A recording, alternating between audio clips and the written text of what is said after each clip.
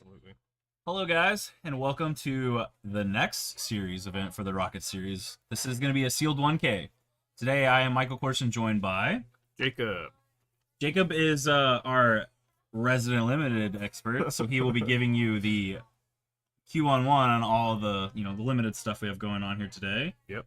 Looks like we have Chaz Tanner versus Devin Fong, which is an hilarious round one pick. I'm very eager to see these two friends play it out. Absolutely. Yeah, Chaz was our Rocket Series winner last Rocket Series, while Devin was also on the leaderboard for that. So this is going to be pretty interesting. Yeah, good start off. Looks like Chaz, from what I'm looking at, it's looking like Blue-Black Fairies. Esper or White-Black for Devin? Yeah, let's see. So I don't see any of the blue that he's playing. So yeah, so just White-Black. Yeah, just white-black. But we're going to see some pretty good magic. Yeah, I'm pretty eager for this limited. How do you feel about it? Oh, I'm a big fan of this limited so far. The Enchanted Tale seems to be pretty fun, a good way to spice up the limited environment. There's some pretty powerful cards that you could open in these packs just for limited, and I think there's going to be at least one of them on Devin's side that could...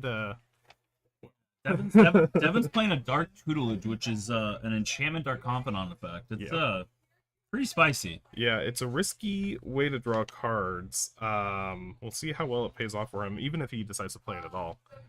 Because I've definitely had situations where it gets stuck in the hand late game. Yeah, that's a dead card, and there's not a lot of draw discard in this. So he has... Devin's hand looks pretty good, actually. He's Yeah. got the 5-mana removal, give a Wicked. I'm a big fan of that back from the graveyard too. The 2-mana, bring back something 3.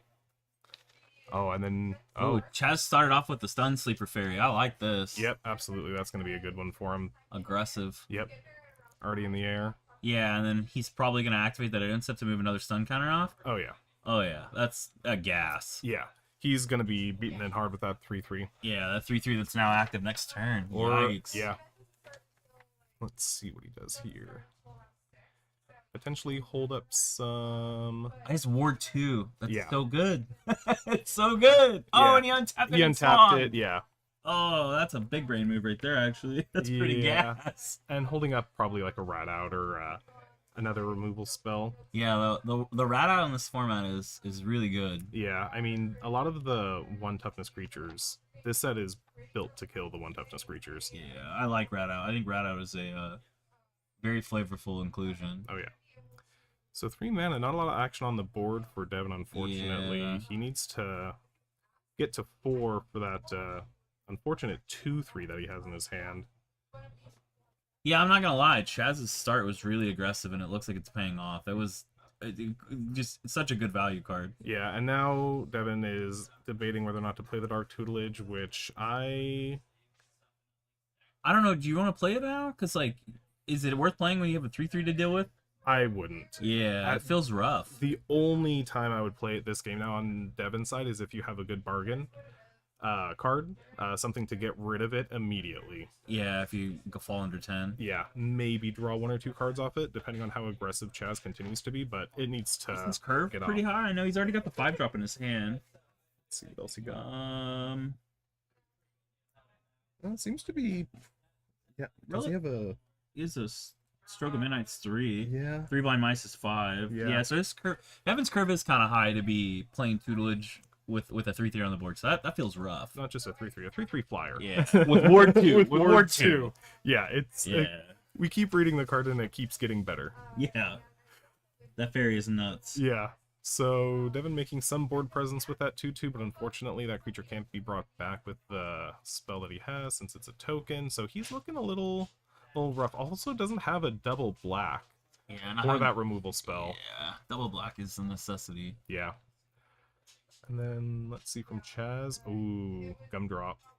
So making a food and then being able to get rid of his opponent's creature potentially on his next removal. turn. Yeah. Yeah, gain life, play it. Yep. Right now, I don't think Chaz really needs to be too aggressive with his removal. Oh my. Oh yeah, and then just a big blocker down there. Yeah, a 2/4/2. Yeah. So that 3/2 in Devin's hand is kind of stranded against that 2/4 right now as well. There's not a whole lot. Speaking of Chaz, I have high hopes for this man today. He better not disappoint me. Chaz is a gifted limited player. He can pile a pile of absolute garbage and do very well with it. A lot of limited is more than just the pull; it's your playability actually in the game too. Knowing when and how to use your removal, the creatures. That's one of the things I always appreciate most about limited is rewarding the player as well.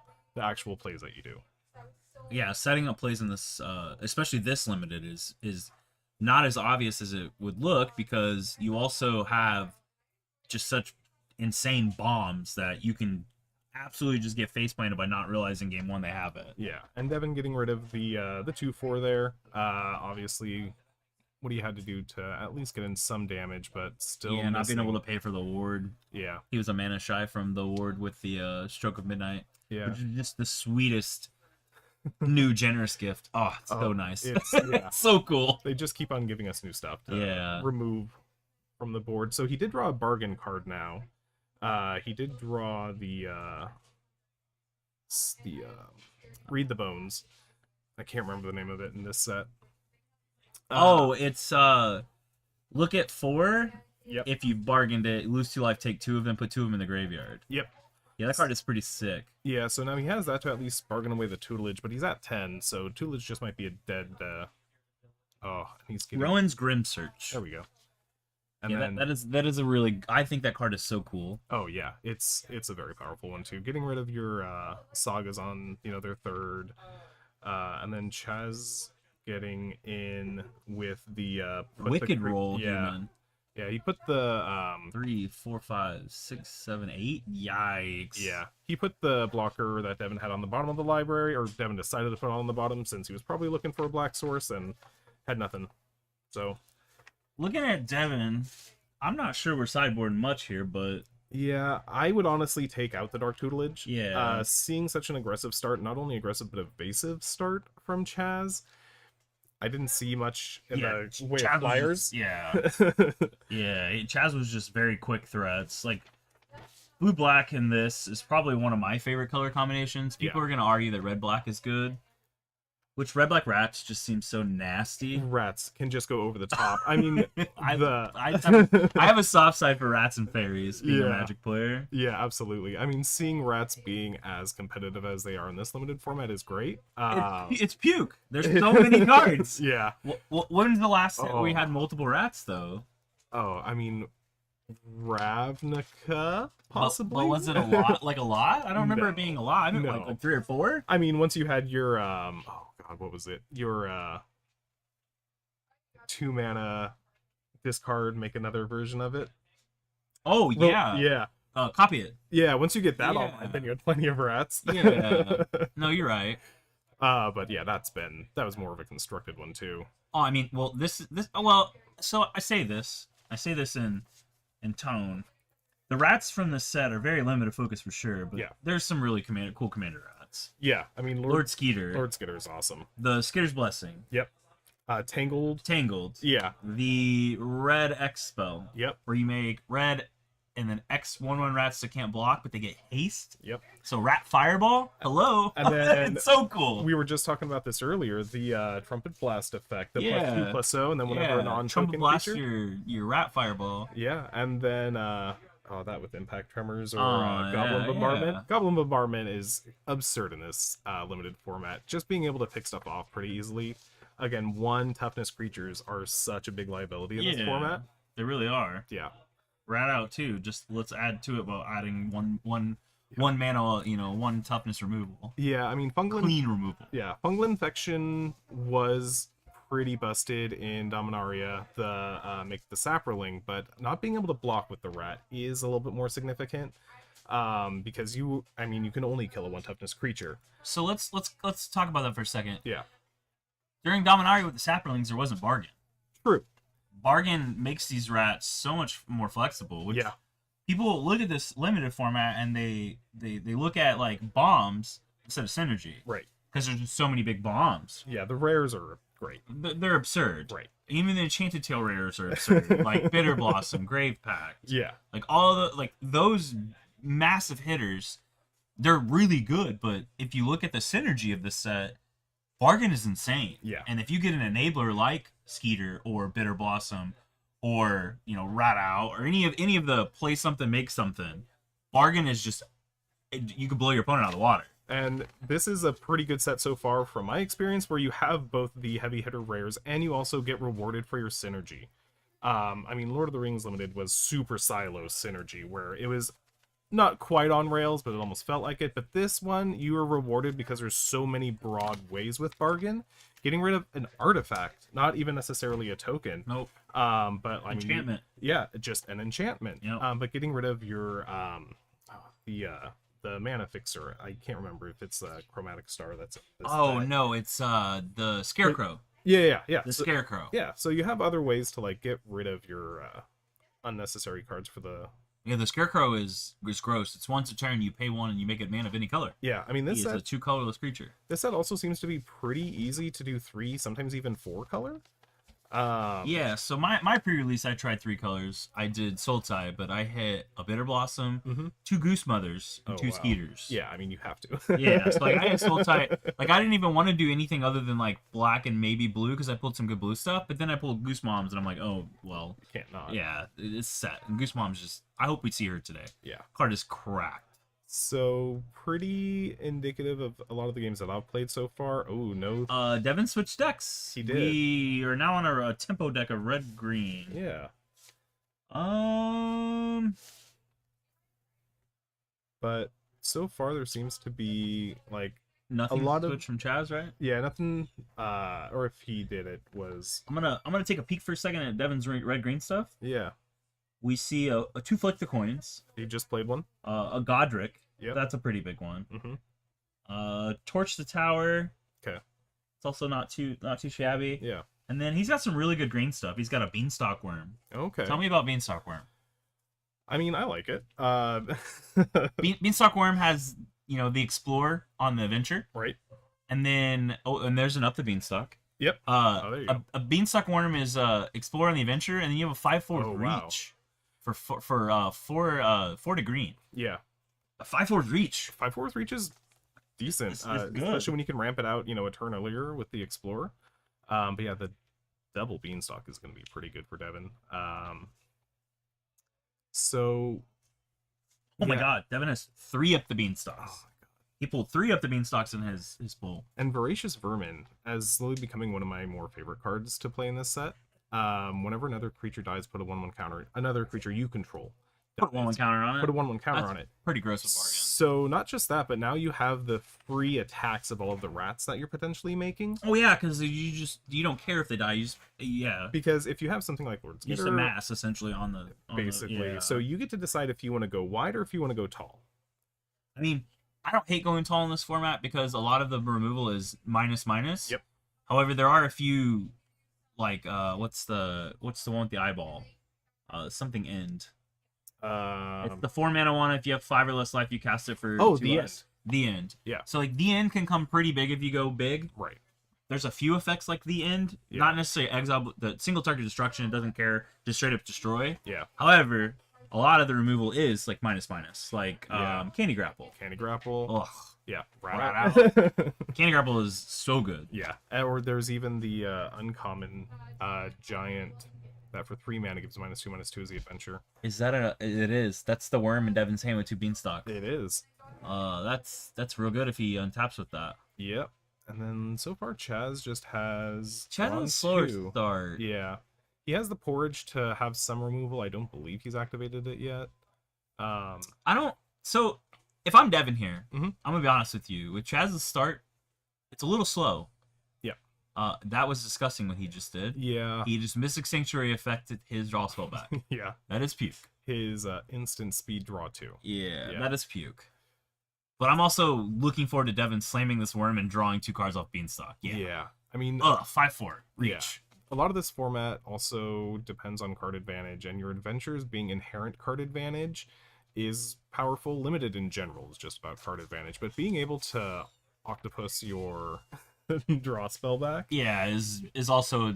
I mean, it doesn't devalidate those up to Beanstalks, but it definitely says, "Hey, I'm gonna draw 2 as well." Exactly, in his own way. Yeah. Well, with value, because that adventure card, we will see it soon, I'm sure. Mm-hmm. There it is. I will say that original Eldraine, obviously the adventures were disgusting. You had Bonecrusher Giant, you had Brazen Borrower. Yeah. They were just absolutely bananas.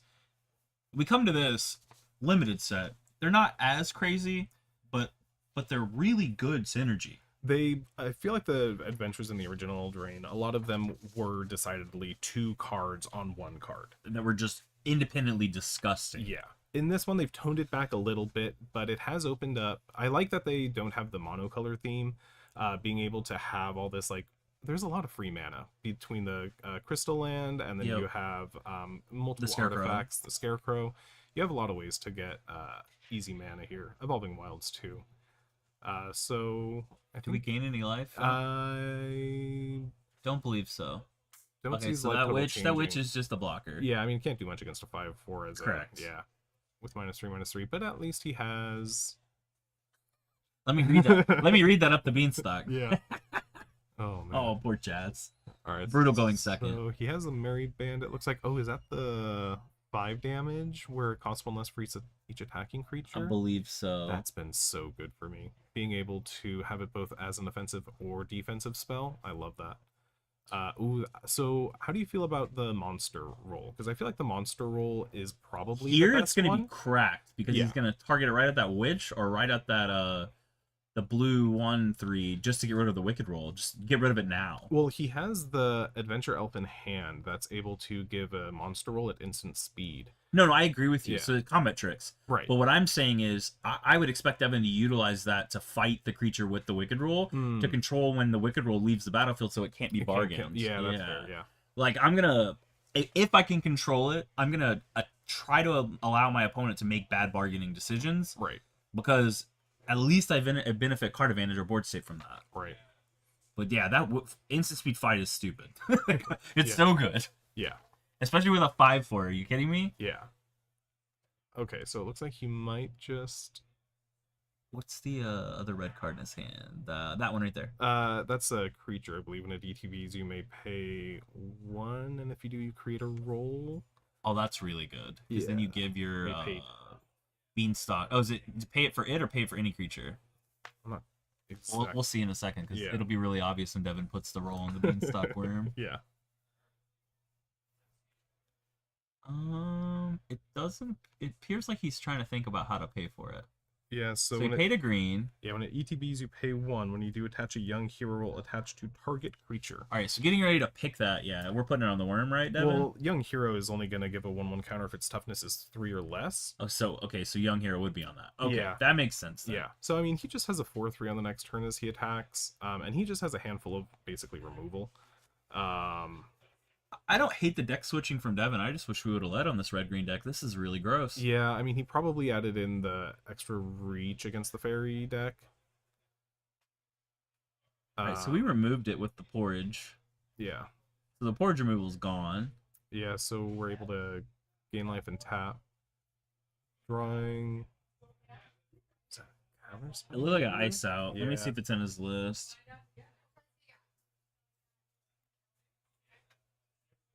Doesn't believe to show it on his list. Okay. Oh no, that might be the 2-mana lockdown enchantment. Oh, the uncommon. icy manipulator No. It's you. or stun counter. It just doesn't untap. Just doesn't untap. Yeah. And then so it looks like we have a. He's reading the that's the fight spell, right? No, that deals damage equal to the number of instants and sorceries in the graveyard +2. Oh, good lord. Yeah. So I think in response to the trigger, that octopus is gonna. Good, because then Yeah. that like I said, it devalidates the bargain because now Chaz loses that wicked roll. Yep. Which I don't hate. I really like that from Devin. That was a good play. Yeah. Chaz is looking a little grim here with just the witch and the rat, while Devin has his 5/4 that he's just beat face with. Yeah. Plus his capability to draw more cards off the beanstalk, but I don't think he has any cards currently that would allow him to do that. I mean, you draw something. yeah, I mean, the card replaced itself for playing it, which is just nuts to begin with. Yeah. So I think it might be Bitter Chill that he has. Oh, that's in really there. good. Yeah. Oh, we bounced the worm. Oh yeah. Oh, I don't like that. And looks like he bargained away the rat.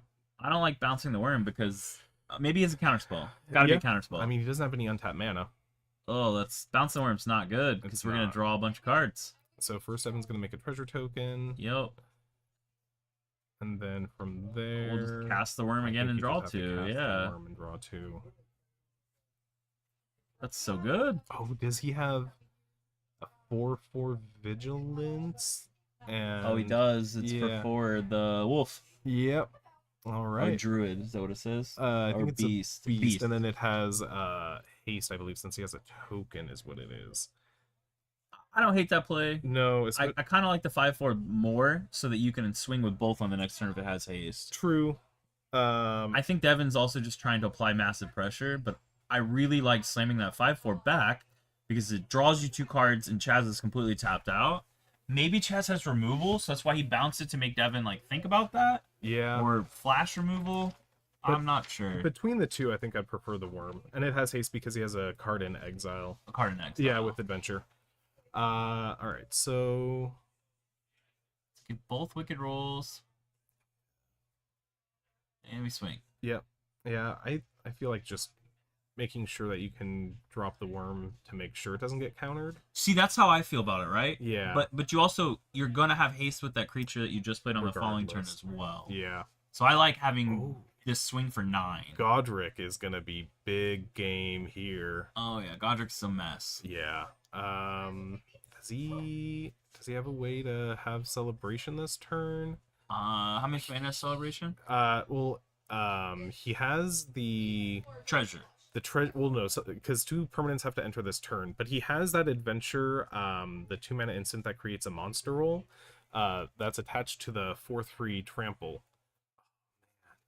So he could have, wow, he would have been able to play Godric, play the elf, attach a monster roll to Godric, and attack. Did we just icy manipulator? Why is that tapped? This is vigilance, right? Oh, he used the porridge. The porridge. Yep, Okay. Yep. Devin's got to be a little more aggressive. You're playing a. Oh, we use removal. Yeah, I mean, I for sure would have slammed Godric with. I'm the monster slamming. token. I'm slamming mad damage because Chaz is tapped out, and we're trying to get to the point of the game where there's just so much pressure that you just win. Right, and that's how a lot of these games I've played have ended up, where when both players at around 10, whoever attacks gets their opponent down to like 3, 4, and then they can't effectively attack for the rest of the game.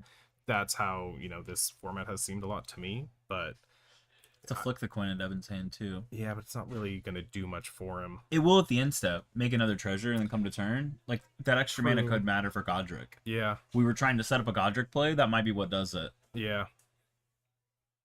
He's just gonna. Oh, my heart. Oh man. My heart, it burns. Yeah. We're just giving Chaz more opportunities. It has to be some type of hesitation with the reach, just for some type of fairy play, but I would just jam. Yeah.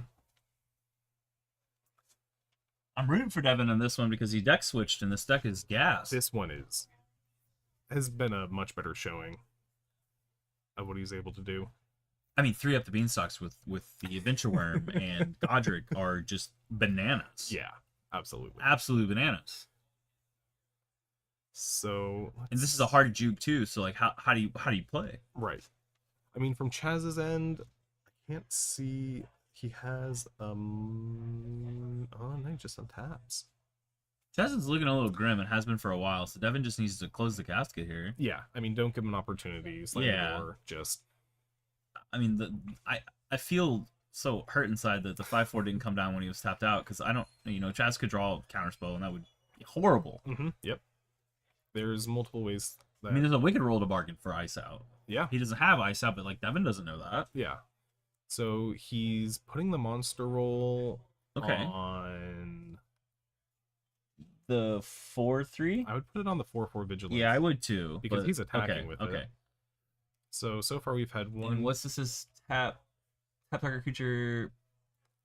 Put 2 oh. stun counters on it. Is that the stun thing? No, so he's dead. Chaz is putting the creature on top or bottom of Devin's library. Ooh, In so it loses the Reventure. Yep. So Oh, because that's so good. yeah, the spell was countered. So Yeah, it that's goes to the so graveyard. good. Yeah, I mean that was a good play by It Chaz. very was. But- That was one of those big brain plays by Chaz with piling a almost essentially nothing to victory there. Like that was a very good sequencing. Yeah, but I mean Devin gave him the opportunity. He didn't cast his more aggressive spells last turn, so now he's just attacking with a 4/3, and Now we gain. So we He's gonna basically gain lose life. 1. yeah.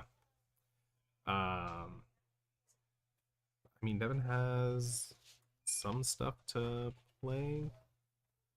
I mean, Devin's hands is full of gas. Like he just needs to pump this pedal to the ground. Yeah, and he's getting rid of the one with the wicked roll at least, so that way, as we're talking about, bargain can't happen. I mean, we're at the point now where I'm slamming that worm because it's a cast trigger for being stuck. I'm drawing 2 cards yeah. regardless. It's a cast trigger. There's Godric. I mean, Now Chaz quickly reads his fate.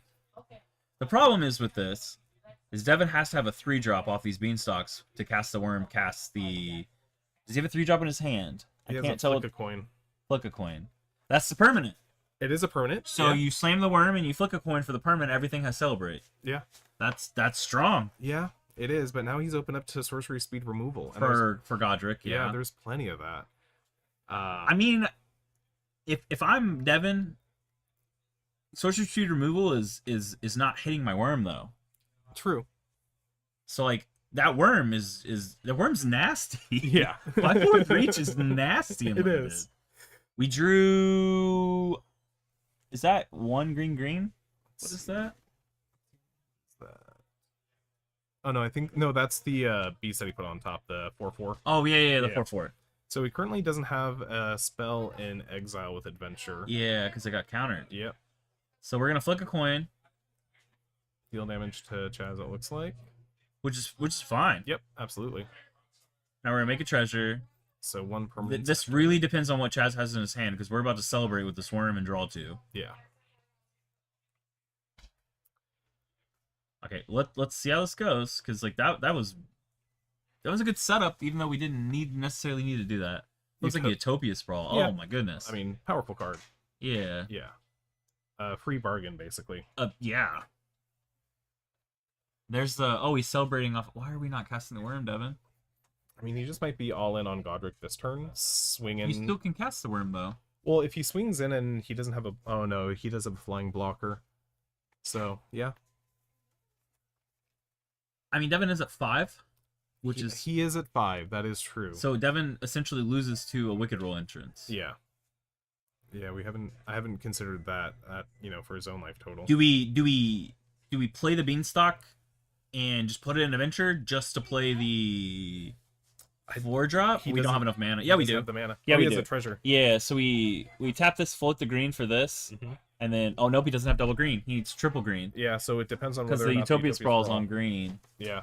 Dang, that's unfortunate because Yeah. he tapped all the green for the Flick the Coin. Yep. Yeah, because you could have Adventure the Worm just to play it, Mhm. and then played the 4/4 and swung. Yep. And then you got a 4/3, a 4/4, and a 3/3 coming. Like you got a block. Yeah, and then that would have been if he had 3 4/4s and Chaz has nothing in hand. That's game. Yep. Oh man, that's rough. So this is 7 damage. I think I'm going to 1 and then cracking back for game. He has showed multiple flick the coins, so I don't know if you would want to. There's also Well, multiple. How do you know that there's even more? He's already True. put 2. I True. don't think I'm blocking this. I think at this sports day I'm gonna risk it because we're gonna have a game 3 regardless. yeah. Ooh, Okay. ooh, that's real good. All right, and then he's able to copy it. Yeah, Yep. that's real good. Yeah. So That's impactful. yeah. And yeah, no damage. Yeah, no damage. That's huge. And is that gonna be pass or is he gonna try to go? You have to slam the worm. You have to. You have to. You can't not. Or is he trying to pump Godric? Maybe. Ooh, Okay. that's interesting. Get rid of the other flyer. Yeah, so that Chaz doesn't have combat damage in the air. Yeah. So then he just has what, a 3/2 or A 2/3. a 2/3? Yeah. Put it on the adventure just so the next guy has haste. Okay. And then 1, 2, 3, 4, 5, 6, 7, 8, 9. He does have 9 mana next turn, so he can cast both. The Yeah. 4/4 and the 5/4. Draw, celebrate victory, or celebrate the trigger Godric, on Godric. Yeah. It looks like Devin is going to be able to potentially sneak it out. Yeah. You just gave me a heart attack the whole time. I was feeling the same. Yeah, like I just want to slam that worm to draw 2. I just want to slam the worm to draw 2, right? Yeah. Or put the Beanstalk worm on adventure and slam the 4/4 and celebrate. Yeah. Oh, I just want to slap face with Gruul. That's what Gruul does, man. Just haste and big Yeah. things. Turn them sideways. Yeah. I mean, the Godric. I mean, we have green card draw unlimited. Wow. Green card draw unlimited and decent card draw. Yeah, and then also, I don't think he has a Garrett's Uprising, but it's just another way.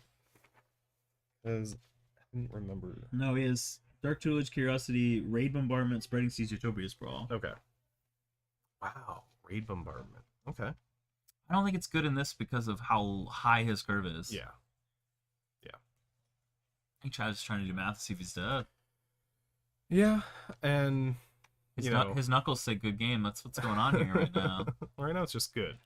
We'll see if he extends the other hand per game. Oh man. And as a limited, in limited, sometimes you do just want to concede, not show your opponent the The silver bombs. bullet. And you also Yeah. want to save for time. We have, we're at the 19-minute mark, Chad. True. We want to save for game 3 if we have to play it out. Yeah, We don't want to go to rounds. and maybe you have to go in the tank. Yeah. Getting a round 1 draw never feels great. No, you're downhill from there. It sets your mindset up for the rest of the day. Even having even not just worrying about winning, losing. It's just that lingering cloud that I did this and I have to carry this rest of the day. We don't Yeah. want that. No. Is Absolutely Devin not. seeing if he's not dead? I think. Oh, that's a 5-minute spell. What are we doing? Yeah, I think it's a 6/5 that he's gonna play. Oh no, he's just going for the adventure. Okay, So the 2/4 with what? flying. So Or he does- 3/4. I'm sorry, yeah. 3/4. Yeah, so he has a 3/4 flying at least. So he does have a blocker. The for issue is Godric. he's only got 2 blockers, and that's not winning the game. No.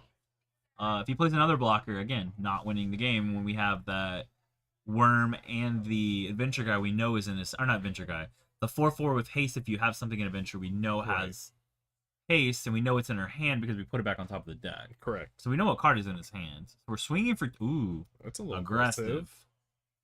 Devin goes to 3. So Howling Gale Thing is the 4 mana. It's so good. It's so good. It's so good. Vigilance. Yeah, right? whenever Yeah, vigilance. Yeah, Whenever 4 for vigilance. What? yeah, and whenever green gets haste, that's a That's huge. yeah. Ooh, okay, draw land. So we Vigilance can... haste is disgusting. It's like questing beats vibes almost. Oh wow. Yeah, it's like questing beast It's, vibe. it It's so is, gross. yeah.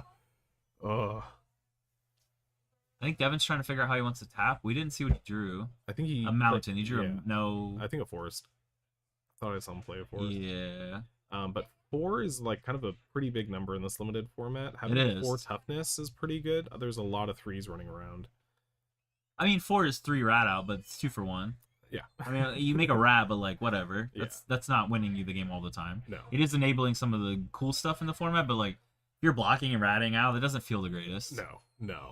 You want to rat something out and not have to lose your creature. Yeah, get a good block in. Yeah. And, yeah, change combat. Yeah, because a 4/4 becoming a 3/3, you're still trading. It's not great. No. All right, so there's the beat stick. Yep. We have a thing in adventure. I think I'm just So it's not going to have haste if he cast the worm, Beanstalk. and he doesn't have celebrate because he didn't play another card. Correct. But he still has a 3/3. So, I mean, Godric is still just a 3/3. Do we just cast the worm here to celebrate and draw 2? That way we have a blocker with reach, right? Because these 2 flyers I I'm mean, at 3. You can also do it post combat. So You can do it post combat. My inclination, But don't we want celebrate during this combat? Because we're not swinging with the worm, we're blocking. I mean, okay, so he's just gonna jam in with A 4/4. just the 4/4. It looks like I kind of wish we would just celebrate and overran because it's everything, right? no, it's just him. He becomes a dragon with fire breathing. Yeah, but because you still lose the. Okay, that makes sense. Yeah. Okay, so Devin did play that right. Yeah, And it looks like we drew Forest and another Up the Beanstalk. yeah. So he's at least gonna be able to draw a card. Do we need to draw? I don't think we're. I mean, it would replace itself. I mean, that's true. And have a Find third something. Beanstalk, yeah. All right, so Chaz going big with his 6/5. Yep. Is that game? We Up the Beanstalk, draw a threat, celebrate. That's game. Oh, that's over. That's over. Yeah, so he's gonna give monster a surprise trample, Yeah. and that's gonna be the end of it. Up the Beanstalk, draw. Because that's also gonna trigger celebration off the beanstalk and the monster roll. Did Devin just play 2 lands? Uh, Steven asked Devin if he played 2 lands. I look like he played the mountain and then played the forest. okay. I could be completely wrong, but that's the way it looked. Yeah, because I thought he had A land in hand. yeah.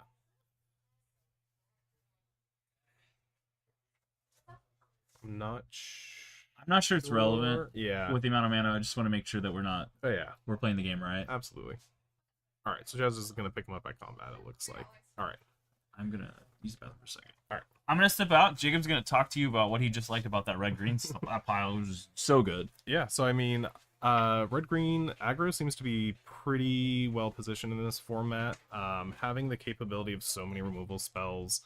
I just would have absolutely tried to slam that Audric earlier.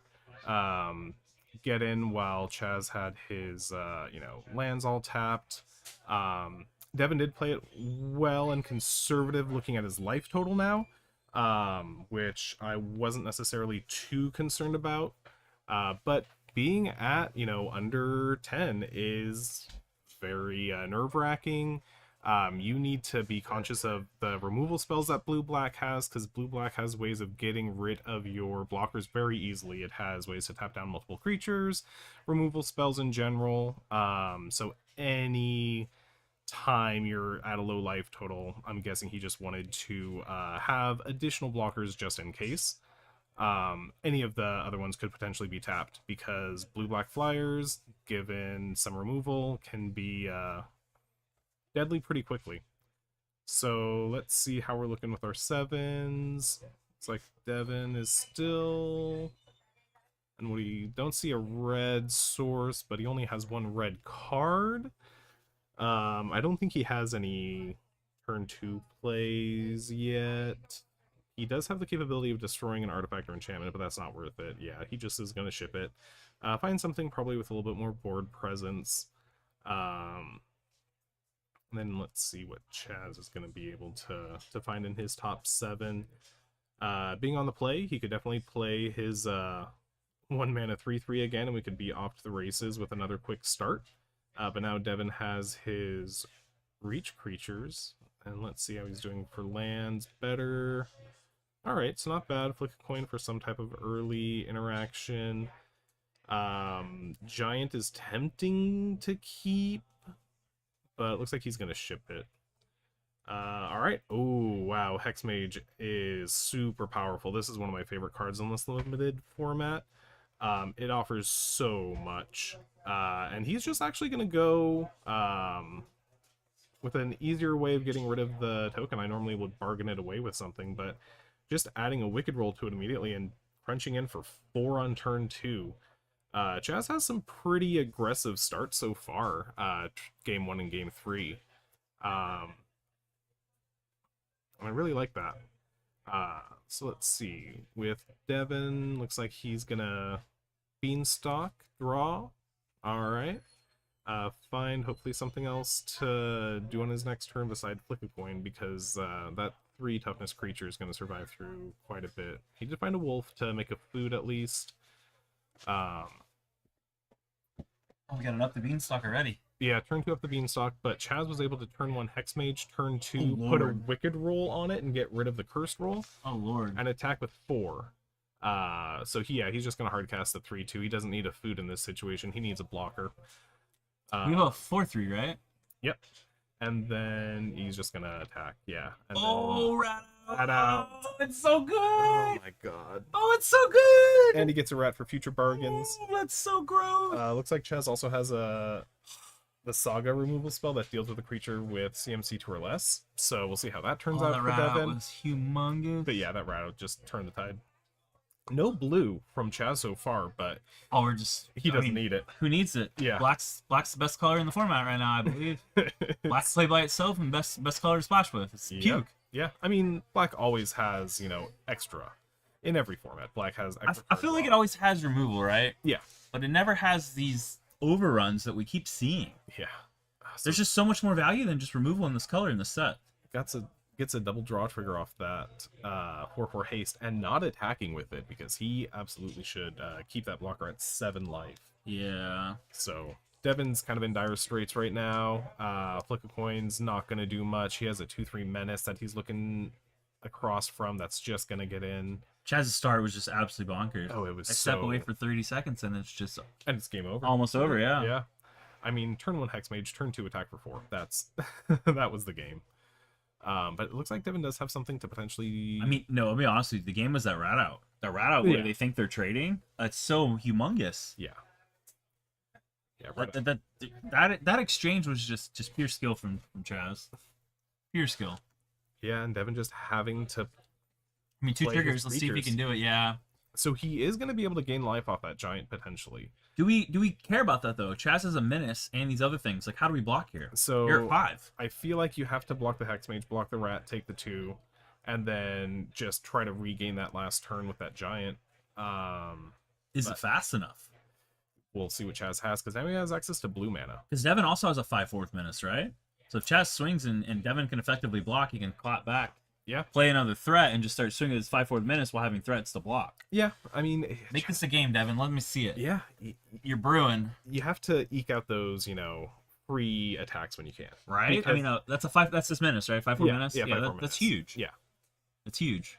Yeah, 5/4 menace, 4/4. So, I mean, he does have board presence, and he is able to give a monster roll. I'd probably put it on the menace guy. Oh no. Oh, but it's going back on top. That's the end of the game. Yeah, that was too good. Yeah.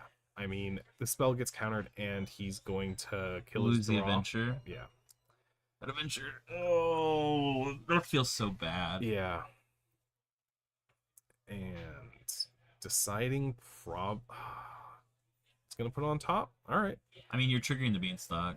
Yeah, you're triggering the beanstalk, and he does have a removal spell already. It's just hard to commit that much mana when you want to keep, mana open for removal. So we have 5 mana, right? We're going to draw 2, the land drop, so we have a 3 drop, 7. potentially. So he has the 6 drop that he can cast that would gain him life. I'm going to try it again. Okay. Chaz tapped. So he's going to make a monster roll, make it a 5/5 trample. That's pretty good. Yeah. I mean, it's going to be able to hold down a lot. So do we slam the 5 drop here again? Just to draw 2? It's it's menace. So I mean, it can block. It can block. Yeah, I mean, it can do things. I'm not sure necessarily if you would. It's good enough, right? It has to be. I mean, I don't think there's another play that he has. So here's the play, right? If you don't do it, we're at 5. I would bargain and gain life, I think. Oh, that was actually insane. Yeah. That was insane. That was actually way insane because now you can't just swing at that free menace while swinging with your wicked roll, right? Right. Because you just swing out. If you double block this, you're taking 5. Right. You block this, you're taking this, and you're taking 3 plus the rat. Like, it's not good blocks at 5. No. Yeah, I mean, he needs to gain life. But yeah, bargaining the gain 3 was humongous here. Yeah. So, it looks like he has a way of destroying The 6/6? No, Oh. destroying the enchantment to get rid of the wicked roll, but that's still not going to do much. He could at least use it so when Chaz block. attacks, he might be able to block better. Oh, we have a flyer. Yeah, and that's the double the adventure, so that's pretty powerful. So he does have another giant. He has the Reacher, Oh, we drew the worm. but he has a flick a coin. Look the coin worm. 1, 2, 3, 4, 5, 6, 7. 1, 2, 3, 4, 5, 6, 7. Yeah, 8. Yeah. We can flick the coin worm. Draw 2. He could also just play the 7/6, I believe. That can't be blocked by creatures with power 2 or less. Do we want to play the flick the coin though? Because we want to save it for Godric. At this point, flicking the coin's not doing much. No, It's a 3 mana deal one. Ooh, that's super aggressive. Taking 10 there. Holy cow! All right, and then is he just gonna discount his removal spell, or is he gonna flick a coin? I don't know what's going on here. That was super aggressive. Yeah, especially at 8, because it's what 5, 6, 7, 8, 9, 10 that Chaz has on the board. So he's gonna get rid of the adventure doubler off the discounted attacks. Do we slam the worm and hope it's enough? I feel like that's what he's wanting to do. I don't know if it's enough. No. 1, 2, 3, 4, 5, 6. Yeah. So he's getting rid of the wicked roll. I would honestly play that as a blocker and not for the adventure on that side of it, because right now Chaz doesn't really care about the wicked roll. Yeah, he doesn't, but it is extra. Devin's trying to protect from the extra, but that swing to do removal is so aggressive. Yeah, I mean, his 7/6 is gonna block his, 4/3 anyway. So we're gonna draw 2. Is it enough? It's a removal spell. Okay. He has so another removal. So what do we spell. block here? We block the wicked roll? Trade? But we block- don't trade. So we do trade. Yeah, I'd block the wicked, go to 4. Yeah, take 2, take 1, take 1. Yeah. And then from there you have the bigger crack creature. back is enough. Yeah, I mean, So yeah, the attack being aggressive was good. It just seems so risky, right? Because like it'd be 2, 3, 7, and then you remove it if you had the icy manipulator effect. yeah. I You mean, just play it, tap it, and then remove it. Swing for 7, get rid of the roll. yeah. I don't know. Chaz is a little short on mana, so I guess maybe Devin was banking on Chaz not being able to cast multiple spells. True. And he did get rid of the other attacker that he had, the Yeah, that was flyer. huge. Yeah. The flyer. So he's gonna bargain away All right. to get rid of the blocker. Yeah. We died the crackback. He might, let's see, because a 6/6 and a 4. So if he deals with either one of those, he should be fine. And he might put Devin at that weird situation where the wicked roll could kill him. Yeah. Wicked roll is hard to deal with. Yeah. Yeah, we're taking 6, Yeah. going to 2. Okay. Do we have a flyer or a blocker? We need a blocker. We need a removal spell. Okay. So what does he have at 3 mana, triple black? What's that? Oh, the game. Well, that's the game life removal. It's not gonna do anything. No. It's not instant speed removal, is it? He's gonna create a food token and then crack it with the 3 mana, go up to 13 because he only has 10 on board. Oh my goodness. Oh no! 4/4. Oh, haste. that's so bad. The haste. Oh, that's so bad. Oh, heartbreaking. That is heartbreaking. Well, Wow. I'm gonna say congratulations to Devin, Yeah. right? Because Devin slammed that game 1 and got wrecked. Yeah. Absolutely stomped on Oh, yeah. black white, and then he just deck transformationed, and it was so good. Totally different play styles, and yeah, he got it. Yeah, I'm gonna have to give it to Devin for that. Even though he gave me a heart attack game 2, end game 3 with that attack with 10, like Yeah. going from 20 to 10 and then Just having it. just having the removal spell Yeah, for the that was flyer. so Wow. good. But yeah, that was a great attack there by Devin. I don't know if I would have made that attack, but I mean, it ended up I got to shout out to Chaz though, because Chaz had some moments where he just showed how good of a limited player he is. With some of Absolutely. the, like that rat out. Oh my goodness. Yeah, the run out was great. It was so good. Yeah. Yeah. Ugh. Great showings by both of them, for Oh, sure. definitely. And blue-black aggro, I mean, it's a deck and limited. And then, yeah, Devin getting there. So, you guys, thank you for joining us for the Sealed Rocket Series and the Rocket Series in general. We love doing these events. We love broadcasting for you guys. TCS Rockets in San Diego. Stop by for almost all your gaming needs. This is Michael, and I'm joined by Jacob today. Jacob, again, is our resident limited guru. I am assisting role this week. I mean, you're pretty good at limited, too. I try. I try. Yeah. I try. But that'll conclude us around 1. We'll see you guys back around 2. Thanks. See ya.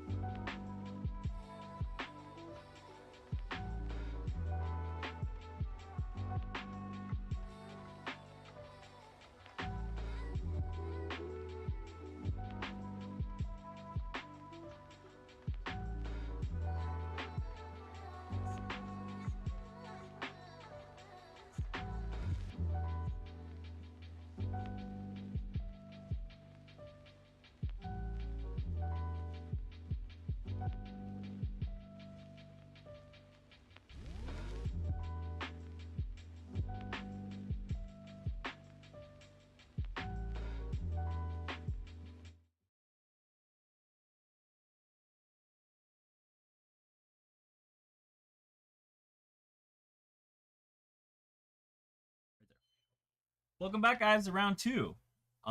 We have the awkward thing of having the red-green mirror. That's pretty sweet. Yep. Let's go big, go fast, and go face. But I'm pretty excited for Dan, I believe, to have that Icy Manipulator in the deck, the Crown. Yeah, that's pretty sweet. And then we got Max Mick over here. Max is no stranger to limited. His limited reputation on the Pro Tour is definitely speaks for itself. He's a very good player, so I'm excited to watch him play and see what he brewed. Yeah.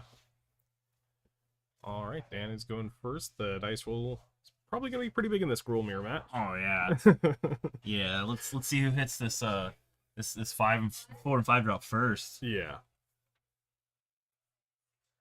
Oh, Dan Lee also plays Garruk Uprising in Defense of the Heart. Ooh. Defense of the Heart is disgusting. I really like Uprising Oh, too. well, let me not get ahead of myself. Max also has a Defense of the Heart, a Utopia Sprawl, and a Dragon Mantle. Oh, Dragon Mantle? Okay.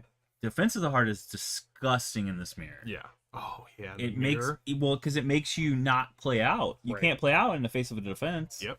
Yep. Otherwise, you just go get your 2 fatties and end the game. Yeah. Oh man, that's whoo. So looks like so far Max has a oof in the opener. That's all I can kind of pick out for now. Does he have a rat? I can't read it either. Yeah. Oh. Questing druid. Yeah. Oh, questing druid. Yeah, questing Kyrian? druid. The red green adventure. And then looks like Dan also has a an oof in hand, but it's gonna ship He it. ships it back. So Max is on a 7 and Dan's going to is it 5? Is this the second mulligan or the first? I believe this we're is the piling. first. We're piling. That is let's Yeah, hopefully we'll be able to get some good land and spell distribution there. yeah, let's hope these games don't go to time. That's it's never fun to watch somebody pile in front of you. Whether No. it's also aggravating though when you're not getting lands in your hand. Well, with the Gruul mirror match, time may or may not be an issue here. Well, so that's interesting, right? Because you either have it or you don't have it. Yeah.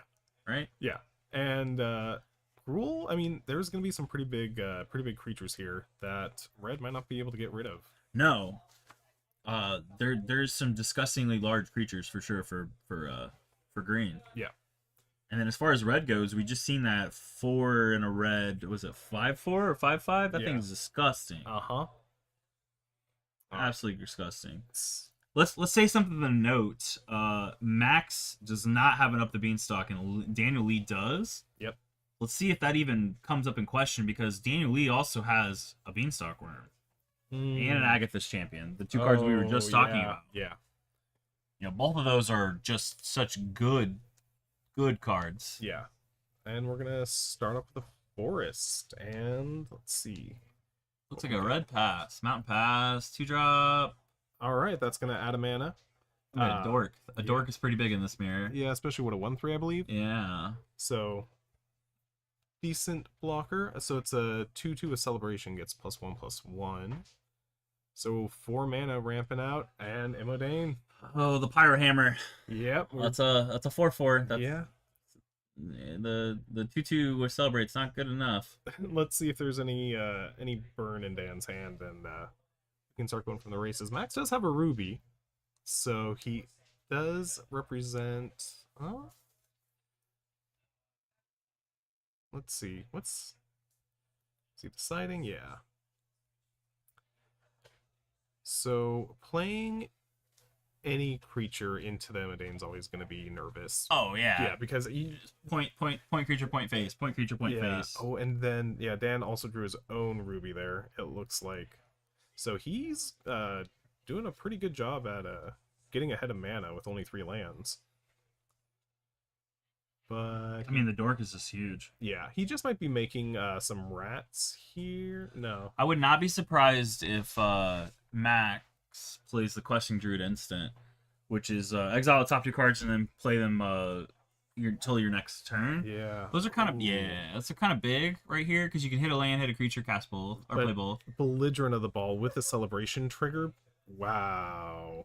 Casting the ruby and the belligerent's pretty one-sided here. Oh, that's rough. Yeah. And Max just kind of looking down across, dealing, and he's just making some rats that can't even block. So he needs to get pretty ahead pretty quick here. Yeah, because Dan's just gonna start running away with this game. Again, just stuck at 3 mana, but I mean, with the dorks, he's able to pull ahead pretty easily. That was just such a huge mana dork. Yeah. I mean, Mana dork was just massive there. Yeah, especially with green having all the big dumb idiots, having something to get there sooner. Something to note though here is Dan's already went wide. Yeah. What if Max draws Defense of the Heart right now? True. That's disgusting. Like Yeah. there's the thing with the mirror is who gets the best tempo bomb first, and like arguably Defense is the best tempo bomb in this mirror. Yeah. I mean, you have to play around it. You can't just go wide. Otherwise, if you can't close the game going wide, I get to go get 2 creatures, whatever I want, And right onto the battlefield. right onto the battlefield. Yep. And it's not just 3 or more creatures than what you control. It's just 3 or more creatures. So Dan already has that. Questing Beast plus Ruby. All right. So we get a counter. You know that matters. Yeah. The Questing Druid there is gonna, looks like he didn't want to draw the cards. He just needs board presence here. Yeah, I mean, you got a 3/3, a Celebrate, Yep. and the Eldraine. and the Ruby. And the Ruby's going to get triggered off the Eldraine, so she's going to be able to pump herself. So, alright. Up to 6 mana now. Casting 3 of it to make some rats, get the celebration. Yep, trigger. Yep. And even though it is an instant, making sure that that gets done at before combat, so that way his belligerent's going to be able to get the menace. Oh, I didn't even think about the menace. The menace Yeah. is disgusting here. Yeah. So That's very good. Yep. Menace makes blocking extremely difficult here because it leaves you with just your Questing Druid that you want to keep up, right? You want to keep growing it. yeah, you need to Miracle Grow. Yeah, that and then one. you have Ruby, who you also can't give up. So, like, really all you're wanting to give up is your 2/2 that has Celebrate, but your 2/2 can't block Menace on its own. So you have Ruby getting a pump. You have Eldraine, that's the 4/4 naturally, and looks like he's going to target the belligerent with its own ability. Another Yeah, 4/4. and just slap face. Yeah, so, representing 12 damage here. That's a lot. Yeah. We're at 15. We have to make a block of some sort. Absolutely. Is there a good block here with Ruby? Like, could you do the 2/2 into Ruby, or does Ruby have menace? She does not. No, she gets +2/+2 because of the 4. So, Yeah. no, I'm sorry. There's no good block. She's a 3/4. You basically have to 2-for-1 to get rid of Yeah. one thing. I'm tempted to go for the belligerent only to stop the menace train, but at the same time, you haven't seen any removal from Dan with Imidane, and that might be able to get out of the way. So yeah, getting rid of the Imidane to make sure that you can preserve your life total might be a better idea. Also, it turns off the 4 power for Ruby there. Oh, Ooh, that was disgusting. okay. All right. And Oh my god, that was disgusting. yeah, getting rid of Oh, that. it grows. Casting it. Oh, it Oh, Oh, it grows the druid. but it looks like he'd already stacked his Oh, his blockers. that was a good block by Yeah, Dan. Then that was a very good. or good. Sorry, that was a good assigning damage by Dan because Yeah. it grew. Yep. Oh, And then casting his 2-1 for the next combat step, but board is pretty much clear for Dan. He doesn't have. man, that was exciting. That's Yeah. a huge tempo swing. Oh, that was huge. Yeah, Max is just showing us how to play limited. That was so good. Yep. The mid combat removal spell is always a I mean, blowout. Ruby combat tricks. Like, who was expecting that? Yeah. That was so good. Casting is 3-2, getting some more board presence. Still no pump trigger on the Ruby here, but I don't think you're worried about that. I think you're worried about stabilizing fully. right. Because Dan still has a dork, right? Yeah. He also still has his own Ruby with these rats. attacking with the 2-2 might be a little aggressive, and I'm surprised he's not attacking. There's not good blocks though, right? I'm surprised he's not attacking with the rat. No, because of the 2. Well, yeah, it's a 2/1. You're right. It's a 2-1. Yeah, So you're I mean, right. for me, that's a damage left on the table. Do we just not block? We just took it and draw for turn? Yeah, Yeah. we did. So we're at 18. My only thought about that is he was trying to preserve it for bargain and didn't want there to be any opportunity to lose the bargain. I mean, that makes sense. but yeah, I'm not going to trade a 2-1 for a 1-1. Do we didn't celebrate, right? No. So it's a life totals to be updated. Yeah, because he just cast the wolf. Oh no, he might have cast the wolf with the food token. Oh, so we tap the creature? So I think he cast the food portion and then cast the wolf for the celebration trigger. That makes sense. Yeah, and then he just played a 2-3 and passed the turn. He got the treasure. There we go. So there's a lot of good, red celebration cards. That being one of them. The 3-mana 2/3 make a treasure. That one's Did any of them get Godric? in Godric this- is just such a disgusting card. Yeah. Dan does not have it, and neither does Max. Man, that's So unfortunate. he oofed away his rat to get rid of the treasure, so he's still constricting him on mana, probably trying to keep Well, him that's under smart. 7. Yeah, that's constriction mana is smart. You don't care Yeah. about that rat. No. And then We celebrate, right? Yeah, we have double block to celebrate. Yeah, Do we? Ooh. and then Titanic Growth. I love Titanic Growth in this format. So good. Yeah. With available flyers or even with a rat sneaking in, Titanic Growth has been a pretty good, Oh, that's huge. pretty good option to put in your deck. Max is just playing this so clean. He's been winning combat. Yeah, he which- looked out of it. Yeah. Like he really did. Like Dan's aggressive start was just so good, and then the combat trick with Ruby was just such a 180. It's so insane. Yeah, winning combat is you Ugh. have to for Max to be able to stabilize and come back, and he has been able to. Cleanly doing it. Yeah. Not there's been no hesitation. No. It's very methodical. Like he knows exactly what he's playing with his cards. And he's playing the colors very well too. Yeah, Red green. He's holding these spells exactly for these moments. Like he's already read the board and goes, I'm going to commit this card to this. I'm Yep. not hesitating. Yeah. It's so good. Knowing that your Titanic Growth is essentially a removal spell. He knew he would double block. That's insane. Yeah, double blocking. Yeah. He knew he would double block. That's crazy. So we just block the rat, take 1. Yep. I don't hate that. No, I mean at this point you just might be chipping away at damage. Okay, that's the card. That's Defense of the Heart. So he already got the. We need enchantment removal. He already played his oof. He oh man, That feels not good. that oof is gonna be stuck in Max's hand in game 2 for sure until he sees that Defense of the Heart. You can't let that opponent untap with it. Man, I feel rough right now because he felt like restricting him on mana was the play. Yeah. And it's not like he can aggressively trade off his creatures. Send He the has team. to. Send the team. Yeah. I mean, he has to try There's to no get good it. blocks. No. Dan has to take all this to face. I mean, also he doesn't want to block too much because he needs the defense of the heart to trigger. So yeah, that's what I'm saying. He has to just accept it. yeah, maybe. Do we block Ruby here? Is I was there a gonna good say, Ruby block? Yeah, pick off the Ruby. And maybe the wolf. Dude, you gotta But no, because you have to have 4 creatures. No, it's 3. Is it 3? Yeah, it's 3. Yeah. Okay, that I thought it was 4, but you're right. It is 3. Yeah.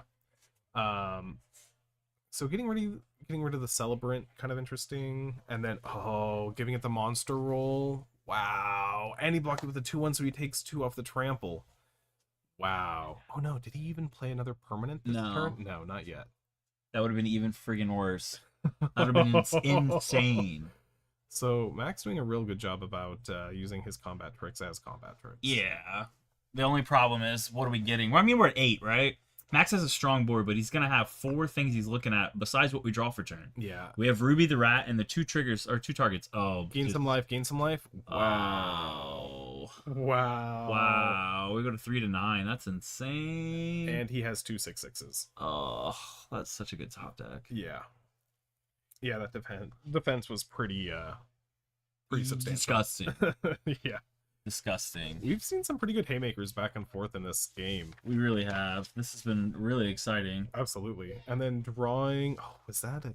That's not a dragon. No, what did he draw? A red card with adventure. Oh, is that the haster? It looks like it. Does he just have... It's not lethal, is it?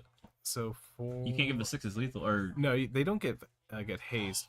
Did you imagine we had the rat fireball? Oh my god. I would scoop and walk out. That would be so devastating to have defense trigger and then you rat fireball for everything having haste. I mean, oh my goodness. He's still able to 9 max on this combat. I mean, that's a lot. Yeah, he's able to put him down to 2, which means Max can't attack.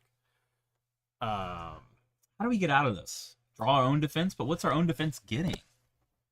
I mean, those 2 6/6s are just gnarly. So he's not playing the haster, instead potentially going to cast the adventure side of it. Maybe he thinks the 6/6s are enough to win him the game. Which... To be honest with you, 2 6/6s are hard to deal with. Yeah. They are. Because you need to throw at least 2 creatures in front of him, usually 3. What did we bargain away? Or does it... I mean, you have the monster roll to get rid of if you need to. But yeah, I mean, defense was just such a swing out of left field. Yeah. And then a removal spell from Dan here.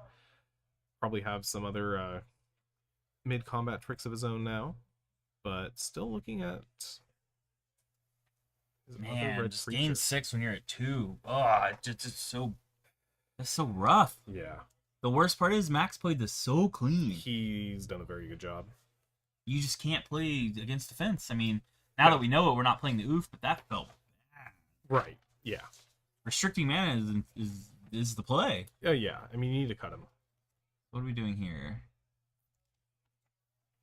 So looks like... Let's see what we got. We're dealing damage to the wolf. Yep. And the... Oh no. I don't even know what just happened. So up to 2 target creatures can't block this turn. Okay, so he put him inside.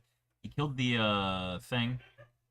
And then, yeah, that's a 6/6 and a ruby. Ah, that is a rough loss. We have seen some just heartbreaking losses when our players here are playing out of their mind. Yeah, I mean, very good plays. Holy cow, the defense was just insane. Yeah.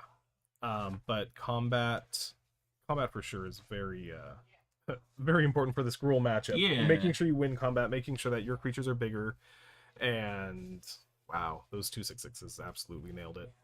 Gain 6. Gain 6. Yeah. Gain 6 and I have 2 6/6s. Yeah. Insane.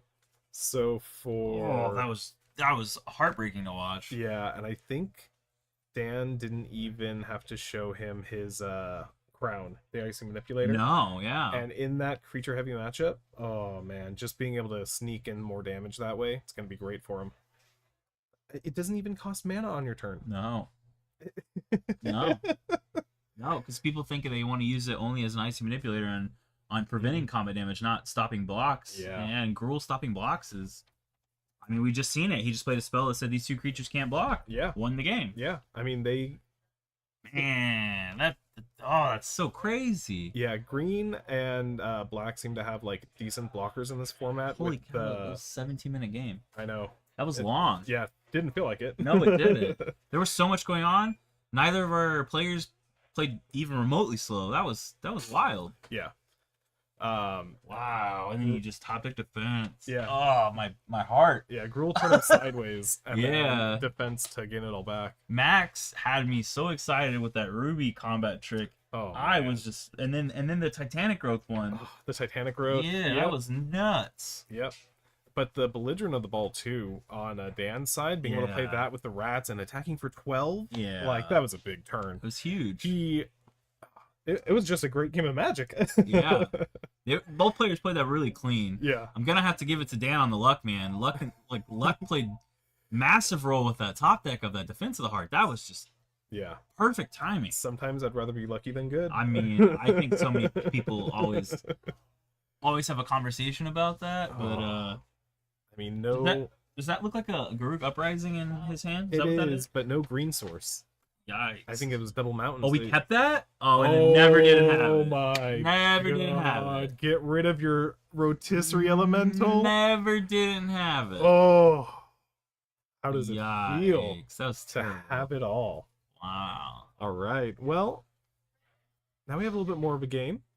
Max, I'm gonna need you to Hadouken this so we have a game 3 because this is good. This is a great matchup. And his own belligerent. All right. And what does he have? Does he have a way to celebrate? Is that the treasure? Yeah, so in a turn, make a treasure, treasure. and then he has access to 4 mana. Let's see what he's able to do with it. Are we using the treasure this early? Oh, we have a land in our hand, but we only have 1 green source. Yeah, maybe you do need to hold it back for maybe a potential defense. Let's see. Feels bad to Garrick Uprising here when your opponent has 2 creatures. Yeah, I mean that start from Max was just good. Yeah. But looks like he just might have to get that permanent down. Or okay, so he's gonna search for a land, a forest, and my guess is play a creature to block. Food, he's not really gonna be able to do too much with. I mean, mana ramping that second green source is very good go-to because you don't have double green, you're not casting nothing. No. Like, a lot of his deck has double green pips. Yeah, and Maybe we're not trying to just hard cast a 6/6. If you bargain it, it's not 7, it's what is it, 5? Yeah, Or no, 5. yeah, 5. Yeah. So it's 3. I mean, but what? You still need double green. right. Yeah, you still need that 6/6 there. Just, Right. Something to block. Okay, so he has his instant speed monster roll, so he's able to That's put so 1 permanent down. gross. I love that card. Why is it instant speed? I- It's so disgusting. Not only is it instant speed trample. It reminds me of the card from Keldheim, the snow permanent one. Oh Yeah, Yeah. the snow fight card. Yep. That's exactly what it reminds me of. It's so disgusting. So another celebration, celebrant coming down, and then pass attack for 5, and Dan's still on the back foot trying to come back. Yeah, but look at his mana. He has 6 mana. Max has missed some land drops. He True. missed a land drop, right? Or 2 land drops. So far 1, because I think you got the ramp. yeah, because he ramps. But he did bargain to fight. That's big. Getting rid of that belligerent. That's so good. Now his creatures aren't going to have menace, but they still have the capability. Oh yeah. Ruby. Oh yeah, Ruby into monster token. Let's see it. Yeah. Celebration. It gets +1/+1. Monster gets an additional +1/+1. Especially his haste is just too oppressive. Yep. Haste mana tapper is always gross. Why are they on the same card? Why are they on the abilities? Oh wow. What just happened? So he cast his monster roll to make it a 4/4, and then he gave it the royal treatment, so it was a 5/5. Wow, combat. These combat tricks are insane. Man, I feel for Wow. Max. That was insane. That royal treatment, that was it. Oh, and he got the crown. Oh my god. How tempted are you to upkeep Ruby? Upkeep tap the Ruby with the crown. Cut him off more mana. Oh, I'm pretty tempted with the missing land drops. Yeah. I mean, if you see that, I feel like you have to cut him. So God, this has just been crazy. Yeah. This is one of the best stream matches we're probably gonna have all day. There's just been so much Yeah. interaction. 5/5 ward coming in, Yeah. and then Yeah, you're dropping the crown. Yeah, This is where we're showing it. you have to. Sorry, not sorry. Yeah. Yikes. So now Oof, Oof has another Oh, he target. didn't do it. He didn't Oh, do okay, it. all right. I mean, that's fair. I'm doing it. I would have upkeep. Yeah. Upkeep tapped. There it is. I mean, he ended up. Oh God, this is the make 2 rats at the beginning of your upkeep. You can sacrifice a creature, and if you do put a 1/1 counter on it, and exile the top card of your library. You can play that card this turn. Oh, jeez. So this is mono red draw, basically. Yeah. Light up stage. Yep. So we tapped the Celebrant, so Looks we like- can't block. Yeah, he's trying to get aggressive. Maybe even just tap the goblin with the crown on this combat step. But he is at 10. Oh, there's Uprising. Now we have Trample. Draws. Yeah. Oh, now there's trample. Having Trample here is massive. Yeah. We're behind by 5, but with giving our creatures 4 or higher Trample with their Uprising, that's just not great to sit across from. Yeah, and I think all of his creatures have trample, not just 4 or greater. Oh, that you're right. I thought it was just a 4 or greater. No, it's 4 or all- greater is just when they enter to draw, I guess. Yep. Yeah, so giving your stuff Trample, it's pretty brutal. Yeah, permanent trample is powerful. That's why the monster roll is probably my favorite. The ward can like be Wicked. obnoxious. You're about the I wicked? like it wicked. I like the damage. I like sacking it and going take a damage. The drain, yeah, the drain is good, and it also has like an aristocrat feel when like It you have like does. 3 of them and you just make bad attacks. It's like, I don't care. Being a aristocrat player in other formats, I definitely enjoy it. Yeah. So it looks like he exiled his Curian Dryad or his questing druid off the rat that he sacrificed. So now he has a 4/4 goblin. Doesn't matter. We have a manipulator. You have the manipulator, It's just not okay. but it is gonna at least make Ruby a 4/4. It does. Max Max just feels like he's playing uphill at this point. Yeah, He's played this so cleanly. you have to adventure to potentially draw a land. There you There's go. land. Oh! Is it fast enough? It's I don't think It's it not. is. It's not because He he only has has one one creature. creature. Oh, Oh man. salt. And Dan Salt knows the it wound. too, so he's not going to play another creature. No. Or, well, at least not 2. Play another one, get some good board presence, but it's going to go away. Wow. Oh, that's terrible. Yeah. You can't slam this. You can't Ruby slam this, or you just die to the manipulator crackback. Yep. Because manipulator taps on one thing, come to turn, tap down the other thing, and swing through, and you're not dead, but The game's over. you go 10-5. Yeah. Yeah, like that. That's bad beats. I mean, That's rough. what will he have on the crackback? He'll have 2, 4. Now, he's not gonna have hardly anything. Yeah, but I mean, he has, what, 9 damage on board? Yeah. Is it 9? No. Yeah, because he has 2, 4 off the Ruby, 5, 6, 7, 8, 9. Uh-oh, what are we doing? Oh, we're swinging with the rat. He has more than that. Oh, we're swinging? I mean, the rat has the- to swing. Yeah, the rat can't block. Yeah. Oh my goodness. Thinking with that one as well. I mean, We're inviting it. We're inviting the icy manipulator crackback. yeah, Max is inviting it. yeah. He's playing to his top deck right now. I don't hate Oh, it. okay. I don't hate it. Yeah. I like it. I mean, this is playing to win instead of playing to not lose. Correct. And in this Playing this is pool- definitely him playing to his outs. I Yeah. want him to win this so we can have a game 3. This has Yeah. been nuts. Oh, that oof isn't going to do anything on this board. Nope.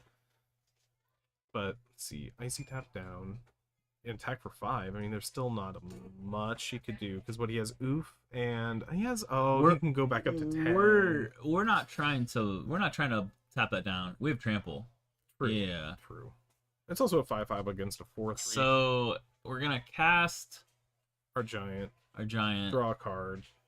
gain life. Yeah, We'll go back up to 10. and he still has 1 mana up for Oh, the manipulator. Yeah, for the crown. manipulator. Oh, and that's another mana dork that he drew. This is a weird card. So this has the 2 mana 2/2 tap to add a green, or I think, and then you can pay to return it to your hand, and then for 7 you mill 7, and you can put Put a permanent. yeah. I kind of like it. It's a late game synergy card. I'm hesitant for it in draft, but I mean, milling seems interesting. yeah. Because there's the black where you sack X, X Oh, bargains stack. essentially and Yeah. reanimate. Yeah. I like that. True. We haven't drawn yet, right? Those seem to be the 2 cards he had in his hand last turn. Yeah. And his own defense is now exiled. Yeah. Draw for turn. Another land. Rough. Can't even make any good attacks here. No. And his 6/6 has trample off the Garrick's Uprising. Yeah. Combat, tap your dude. I'm surprised he didn't sacrifice Sack the his rat. rat. Oh, he drew his own. Okay. Oh, that's good. Okay. Okay. I'm down. Not bad. I mean, he still has the crown to get rid of it. I mean, you gotta do You it. have- and then you you can't just block not. something else. Well, you can't. You If have you crown here, then you can't crown on his turn. So the crackback. There's no good. There's no good unless he has another creature to play, Yeah. right? Because you can't just effectively swing. I mean, he has the oof jet to just play as a blocker. So, what can he do? If he attacks, he can force Max the could block. draw a fight spell and the game is over if you True. play the oof Yeah. as a block. Yeah. I mean, we know Max doesn't have anything, but Dan doesn't.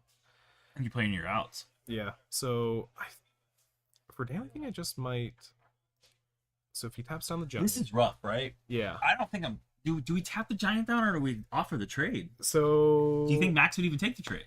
I would tap it down just to keep up a blocker for the goblin, because that goblin is currently a 4/4, potentially a 5/5 on the next turn, and I would like to have a 6/6 to be able to block it on turns after. Right. So like, if I swing, Yeah. maybe I'm not tapping anything down.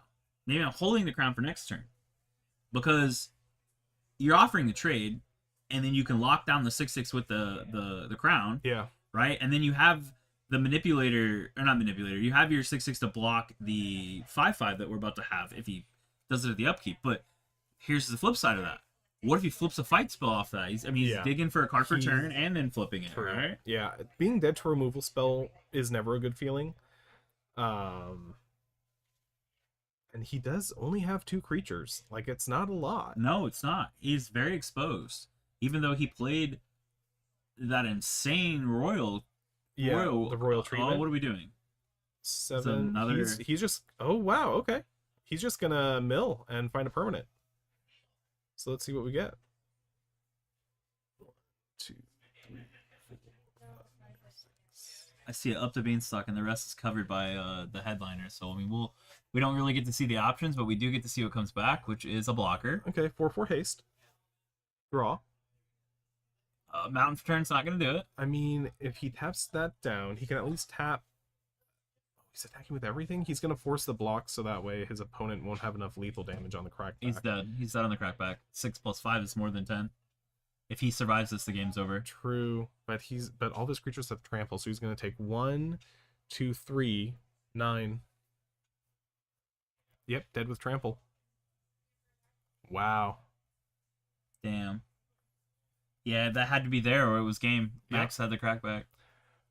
Wow. All right. That was rough. That was rough for Max. Max played that so well. Yeah. There was so many combat tricks that were just so backbreaking. Combat tricks, removal spells. It was a very, very good showing of the red-green deck. We're not beating Dan's drawing there. Dan's draws were insane. Yeah. The They were crown. very on point. Yeah. Having the super timely Defense, the heart, Yeah. having the crown in general, having the roll, the wicked or the royal roll token in treatment. response to the other combat trick Max had. Yep.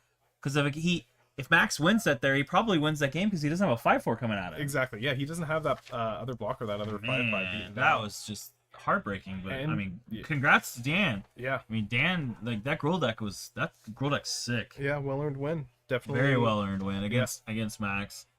But that'll conclude us for round 2, guys. Thanks for tuning in. We'll be back for round 3 in a little bit.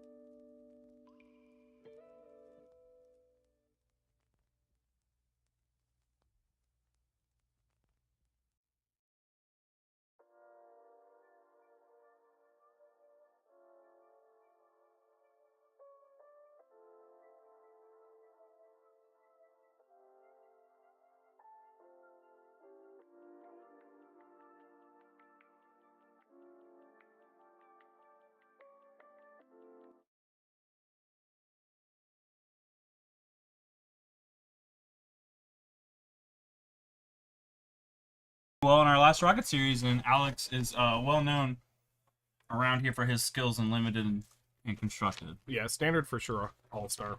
Yeah, man. You look at Alex's deck, man. You got red, green, black, white. Yeah, he's doing a splash here, which, I mean, this format, you have a lot of ways to get free colors, and we were just talking about that earlier, but Alex has a Prismatic Omen. So he is able to splash a little bit more freely, and he has some pretty sweet tech where he has the dragon with fire breathing with the Prismatic Omen. A fire-breathing dragon? Yeah. Say less. Yeah, so now all of his mana will be able to tap for red with that Prismatic Omen, so I'm pretty excited to see what he's able to pull out. But Greg with the Bant list is also pretty exciting. One of my favorite cards, Asinine Antics, being able to create 4 or 5 cursed rolls, make all of your guys small, and there's a lot of ways to deal with 1 toughness creatures in this format. Yeah, like we were talking about. I mean, Antics is just a bomb. Yeah. Having the flexibility to make it flash, it's insane. It messes up combat. One of my favorite ways is aggressively casting it, making sure that they double block, and then Asinine Antics to get a real rub-in for it. Yeah, the combat trick blowout. Yeah, it's great. So we got a lot of, potentially a lot of fun stuff coming up. Looks like Alex has the Prismatic Omen possibly in his hand. Or Oh no. my. But let's see, maybe only 1 land plus an Evolving Wilds. A little I don't hate slow. it though. Yeah. Evolving Wilds is slow, but But he has the prefixing. And he does, right? Yeah, Oh, he's shipping it back. yeah, probably just on the lands. And then Greg Prismatic is a here. 3-drop. 2. But still, when you only have 2 lands going into limited, depending if you're on the play or the draw, it can be pretty limiting, especially with an Evolving Wilds. I mean, going down to 1 less land in your deck, and you absolutely can't skip your 3rd land drop. No, You not need- in this format. Yeah, you need to be able to commit something to the board, so it's a disciplined play, but that's how Alex plays, is very disciplined. He is. So definitely thinks logically, not emotionally. And possibly a better. Let's see what we have here. At least Hey Steven, can we reset the winning bubbles? You still have Greg's filled in from last game. Thank you. all right. Cool. So let's see what we have. Starting off with an Evolving Wilds, and looks like 2 other lands, a little bit more comfortable keep here for Alex.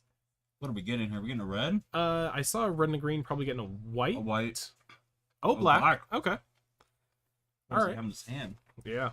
We need to see what else he has in there. I believe he has the Decadent Dragon in the list. Oh, I Yeah. love that card. Yeah, so I think that's going to be his, and a Scream Puff, it looks like. Decadent is just so disgusting to see. Yeah. And then, yeah, well, 4/4 that makes treasures. I mean, it's just so difficult Oh, actually, to see. It flies. let's see what we have. I'm Decadent's just... down in multicolor. Yep, definitely playing 1. Yeah, Decadent is one of my favorite things in this set. I like it. I want it to be 60 card format legal somewhere. I want somebody to make something with the deck. It's Yeah. so sweet. It's a good one. So we have Early Explore for Greg. Oh, and then Greta. Yeah, Greta is miserable. absolutely going to grind out this She's game. so nasty. Yeah. And pretty nice food token there, too. Yeah. So yeah, Greta I being gotta complain though, it's not our Alex Pitzer token. it's not. Man, my heart hurts for Alex Pitzer, our first Rocket Series winner. Yeah. Alex. Oh. Wow. Starting to make rolls on everything is going to be big for Greg in this. Basically, all your creatures get an additional +1/+1, and you have so many free bargain triggers now that you can do with it. I want to see people push the bargain envelope in this format. Yeah. It's so aggressive. Yeah. There's so many just super difficult plays to play around Mhm. or play against when you get hit with it. Yeah. And bargain in general, just being able... Oh, wow. Alex with the natural... Well, not natural, but all 4 colors now. But being Yeah. able to bargain your Let's talk about 4 colors. Greg, what the hell? Right. What the hell? You have all 4 and you just bam, bam, bam? Oh, and then he makes a royal roll. On Greta. Yep. So make her a 4/4, give her ward. Definitely gonna be... Yeah, Greta being a 4/4 with ward is not great to sit across from. Right, and I mean, depending on what he wants to do with that food, too. I'm tempted to draw a card since he did have to mulligan, and he does have a 5th land, and he's making a treasure off this guy. So that food's probably going to get cashed in for a card in Very the next soon. turn, yeah. But for now, let's You see gain what life Greg too, or has. is it just a card draw? You lose a life and Lose a life. yeah. So Lose a life. So pseudo clue. right, the black is 1 and a black at instant. The green is a single green at sorcery Okay. for the 1/1 counter. I mean, a 1/1 counter on an already 4/4 ward. Yeah, Just send it as a 5/5. We just Yeah. start Voltroning at this point. and I think that is a moment of valor. That is checked off on Alex's list. I think that's a moment of valor that he has in his hand too. So that Greta isn't going anywhere. No. But this one right here, an absolute crazy card draw engine he was just able to form. Having that Tangle Root whenever an aura ETBs, he draws a card. Oh my, with auras Yeah, so for 1 Oh. mana, drawing a card. every turn. Yeah, and imagine Asinine Antics with that out, drawing a card for each creature Alex controls. Yeah, in a deck with blue, let's just get card advantage in a control shell. Yep. So Greg has a pretty good engine starting, but Alex has at least the board presence. Well, the Valor stance kills something, right? Toughness 4. we're and- at that right now, right? Actually, I think it might be power. And gotta look that up. his Tangle Root's a 3/4 and then a 3/3. So both of his creatures might just be evading the Valor stance. the moment of valor there. Let me just double check that one. I mean, but let's be honest. Alex has swung with that 4, knowing that he can make another counter at instant speed, right? Or is that True. the instant speed, or is the instant speed is it sorcery speed for counter? The counter is a sorcery speed. Sorcery speed. The Okay. draw card is at instant, and Okay. it moment of valor is power 4 or greater. So currently, Greg's creatures are both dodging that Avoiding removal, it, yeah. but he has the Decadent Dragon. So he is gonna get some more card draw instead of having to cash in that food now. So most likely gonna end step Decadent. I'm gonna turn cast it. And then next turn cast it. Yeah. So I mean, it's a 4/4 flyer that makes treasures. right. Treasures are just absolutely backbreaking in this format. You can bargain them. Free bargain. You mana ramp. Yep. You have manipulation now for these enter the battlefield effects. And even though it's not important right now, it fixes Alex's deck. It's also a 4/4 that flies. Yeah. Just again, reading more of the card, it just keeps on getting better. Yeah, I'm a huge fan of Decadent Dragon. I read that card on release and I was like, this card is super sweet. Yeah, draw spell plus threat. And it always feels a little bit extra when you're able to Peace and love. I gotta shout out to your question in chat. You're asking, is the new Ashiok good? You know, I have not seen it played against me or played yet. yeah. So I can't answer that question. Reading it, it would assume in a limited format that it would be good because you don't really lose life with exiling cards. However, you can deck out, which that's not good. So it depends on when it comes down and how much you're evading damage. I just like the 2 blockers or the 2 attackers. Oh, yeah. Off Ashiok, yeah. Just having 2 bodies. So what it looks like right now, Greg's. I don't think the down. Ashiok is modern playable. I don't think it's that good. No. Because what? It's 5? Yeah. I mean, at that point, you're just having to go up Yeah. against the less Schnorr. Yeah. Yeah, you're playing a 5 and your opponent's Elishnorn's rough. Yeah. Or your opponent 1 rings and you play an Ashiok. That's kind of a No not a good. big clap back there. I mean, you find a way and you let me know. I'm an Ashiok stan just like the next person. I remember Ashiok cons with Pearly Ancient, so Ooh. I got a soft spot in my heart for that. I love PLA. All right, we're sacking that and doing what? He has the hair to make his creatures bigger, but I don't know. The hair raising, but that's going to go right into Alex's moment of valor. We don't know that Oh. yet. Greg's gonna find out real quick. Yep, rough. Hair raising even. The name of the card that he's casting. Pretty sick. Yeah. Alex leaning in with that impeccable hairline. Yeah. Always on point. All right, so that. I think we're still waiting for it to resolve. Or. Are we deciding if we're... Oh. Yeah, so he was. Oh, boom. Yeah. There it is. So this is before Greg's pre-combat. or, Yeah. before combat, before he Before puts that combat, trigger on yeah. the stack. That's rough. Yeah. Because now he shut down his card drawing His engine, yeah. and he only has an Archon's Glory and something else. Archon's Glory I do really like. Giving the lifelink and the flying can be a pretty good way to, get around a lot of blockers, but I'm not sure we're gonna see it relevant right now because this it isn't looking good for Blake. There it is. and yeah, that's I mean, we get to do everything. We get to not only Valor's stance you in a sense. mhm. Now we get to play your cards. It's not even just Ugh. Alex's own cards. It's his. I get to thin your deck faster so I you get die. to look at it. So in Evolving Wilds, what was that? That looked like it was a white-blue creature. So Alex at least got one hit. Was it Halea or the crown chick? I believe so. Trying to see. Yeah, that's not good for Greg because she is a Oh disgusting. no, I don't see one in his deck list. Okay, that's good. Yeah, But but if it was her, that's a wrap. That's a wrap. yeah, that's the end. That's a wrap. But we'll find out momentarily. Oh, yeah. I think that's Sire Armont. Yep. Yep. That's a big one. Yep. What for flying? What is vigilance? Oh no, I believe it's the Oh, no flying vigilance. 4/4. Yeah. And then when it enters, let me double check this one. See, enchanted get +1/+1. That's pretty gross. Yeah. It synergizes with Greta a little too much. Yeah. So you create a monster roll and enchanted creatures you control get +1/+1. That was the Yeah, monster that's roll. very, very good with Greta. The monster roll just giving Trample too. Plus the additional boost. So an additional +2/+2 on that. Wow. It's brutal. Yeah. So So that's a huge tempo swing. yeah, Greg now has the looks like the Archon that can tap whenever an enchantment ETBs, but he needs to do some serious wave clawing back into this game. Let's talk about the Archon that we haven't seen yet. The one that enters and makes your guys. What is it? All of your 4/4s enchanted or creatures, 5/5s? 4/4s, yeah, that card's insane. Yeah.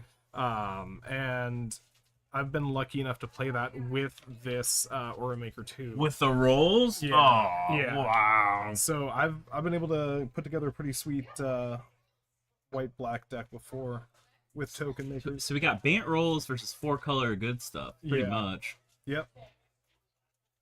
Usually black has a lot more like aura payoff. But the green here I'm interested to see is it just for the like Mana hair. fixing. Mana fixing, yeah. Yeah. The Omen. Oh, I'm talking about on Greg's side. Oh, on Greg's side. I thought you were talking about Alex. No, I mean he's got the Beanstalk Worm, right? You wanna take make an extra land drop, right? Yeah, true. And then the green coming out with a 5/4 with reach. That's the 5/4 with reach is just strong. Yeah. Reach is important in this format. It really Like, is yeah. with all these. Fairy decks. The blue-black fairy deck is strong. Yeah, especially when they're all like 3/4s, 2/4s, 2/2s, 3/3s. 2/1s. Yeah. 3/3, all low to the ground. Yep. All right, what are we doing? Fight. Yep. Put a monster roll. We're gonna read this and be a little sad. So it's a 5/5, and then with her own Makes ability, it bigger makes it again. 6/6. Yeah. And so he has that 6/5 giant that he's leaving there, or the worm, and instead getting rid of the roll maker, which Yeah, Greg's getting beat by his own card. This feels terrible. yeah, And then we swing for And then 6. swing. Ugh. he's kind of don't want to block, but he doesn't have any untapped mana for his Archon, Nope. so well, That's rough. that feels really rough. yeah. And like you said, your own creature too. It's Right? Like- it's an even worse feeling. So look, I got a love-hate relationship with cards like that. I loved the cards Siphon Mine Insight and Standard and Innistrad Yeah. recently. Yeah, But man, having your cards played against you just causes you to feel a certain way. we've come a long way since Nightveil Spectre, where you needed to Really draw does, your own man. lands. Like, It feels really bad to lose your own cards. Yeah. Not just like because you're playing the card, but because they take it and play it against you. Uh-huh. With which, let's be honest, Rakdos getting that's interesting. Yeah. That's always been a Demir mechanic. Yeah. Always blue involved, it seems like. And then Oh, did he give his creature double strike after the? Oh wow! After the block. Yeah, Oh, that's so With- good. with trample. Oh, that's off the so monster roll? good. Oh my That's God. so good. Yeah, that's insane. Alex is doing the most right now. Yeah. He needs to chill. We're not gonna have a game 3 if Greg goes into this with not clearing his head. Yeah, he Greg's got to center himself. That was not easy to sit across Oh from. no. Greg, you gotta show us what you got, man. That was brutal. Yeah, I mean these combat steps having instant speed, double strike, instant speed, trample. This whole set has it. Yeah, it's insane how much these adventures are affecting, the combat step. All right, so in the tank, he has to play his 1-mana 1/1 as a blocker. Just I mean, that doesn't feel good. no, he's expecting to go off, and he even missed the opportunity with all the rolls that were being produced too, which that one would have been insane. Jeez, and that with Asinine Antics too. He got no opportunity to force it because of her. Yeah, and We're taken from him. Yeah, he doesn't even want to show any more cards at this point. He knows it's over. I mean, I think Scoop in there is good for 2 reasons. 1, time. Yep. 2, it's game 1. You don't want to conceal what you have if you don't have to. Exactly. Especially when you have like a 99% chance of losing. So, good scoop by Greg. That was just brutal. Yeah. Having your own bomb just dropped against you feels not great. And then double strike. Let's be honest. Alex also took a green-white card. He's playing green-white. Yeah. He could have hit a blue card. True. And then he has to wait to cast the blue card Off after the he makes treasure. treasures from the dragon. So Yep. like not having to do that, just hitting that card, not only just hitting it, just abusing it immediately. Wow. Being able to cast your opponent's spells quicker by playing 4-color and Prismatic Omen. That's a pretty good next level thought there. That's Alex is using the brain there. Oh yeah. Wow. So far, I'm curious to see, what, if anything, Greg is going to take out. Alex seemed pretty well streamlined. He had a great curve there. What is this Ash Party Crasher? So that's the 2-mana 2/2 with Celebrate, but it's a red and a white. Red and white. Yeah.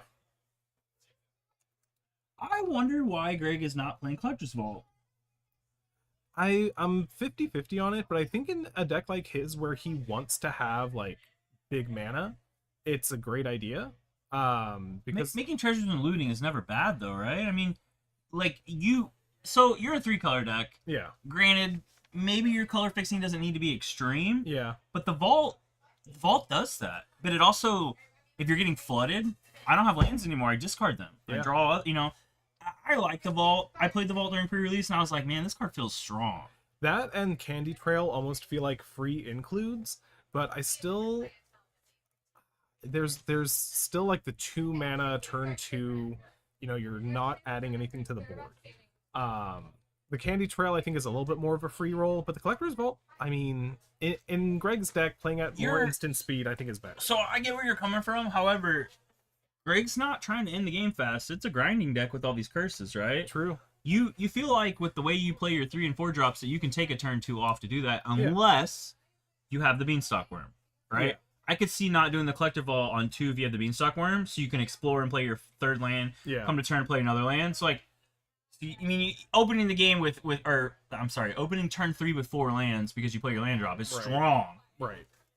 But if you don't have that, I just feel like the vault is just a good option because, like, there was a lot of times where Greg was doing stuff there where he was holding stuff up and not utilizing any of it because he didn't have the opportunity to. True. Where that vault could have just tipped him into something. Yeah, I mean, in his deck, it definitely should be included, I think. Just to find the answers to dig for something. I just feel like he's grinding enough that it would be good. Yeah, absolutely. Because when you have, I still love Asinine Antics.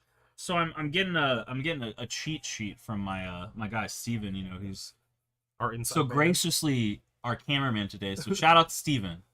He's letting us know that Greg put in Grasp of Fate, which is puke. Ooh. Grasp of Fate is disgusting. Yeah.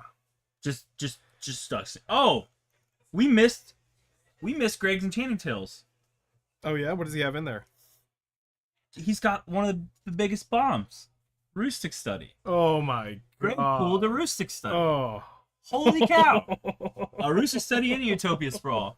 So, like, I can kind of see playing the Utopia Sprawl while he's not playing the Vault, because he can color fix off that, but Rustic Study is not fun to sit across from. No. Oh, wow. That's going to be huge if it comes down. Yeah. I'm also surprised Grasp of Fate wasn't in the main, because that just seems like clean removal.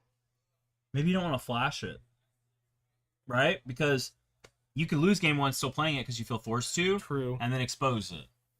This is one of those weird limited formats because of these inclusions, like this Enchanted Trail inclusion or Enchanting Tales inclusion. Yeah. Similar to like Strixhaven's, Japanese Vault.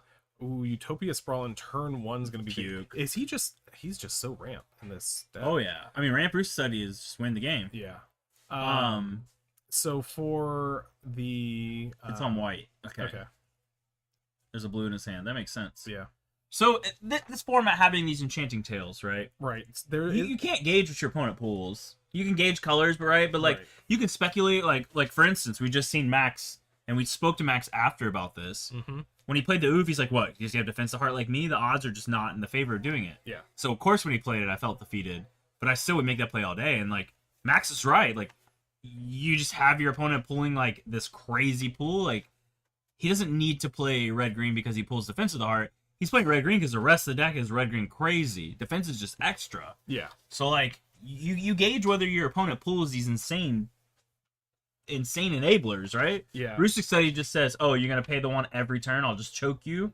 You miss land drops. I'll just keep drawing cards." Like it buries your opponent. Yeah, I think this is a interesting format to look in the enchantment removal that's available for it. I've been a little bit higher on enchantment removal, even the 1 mana break the spell.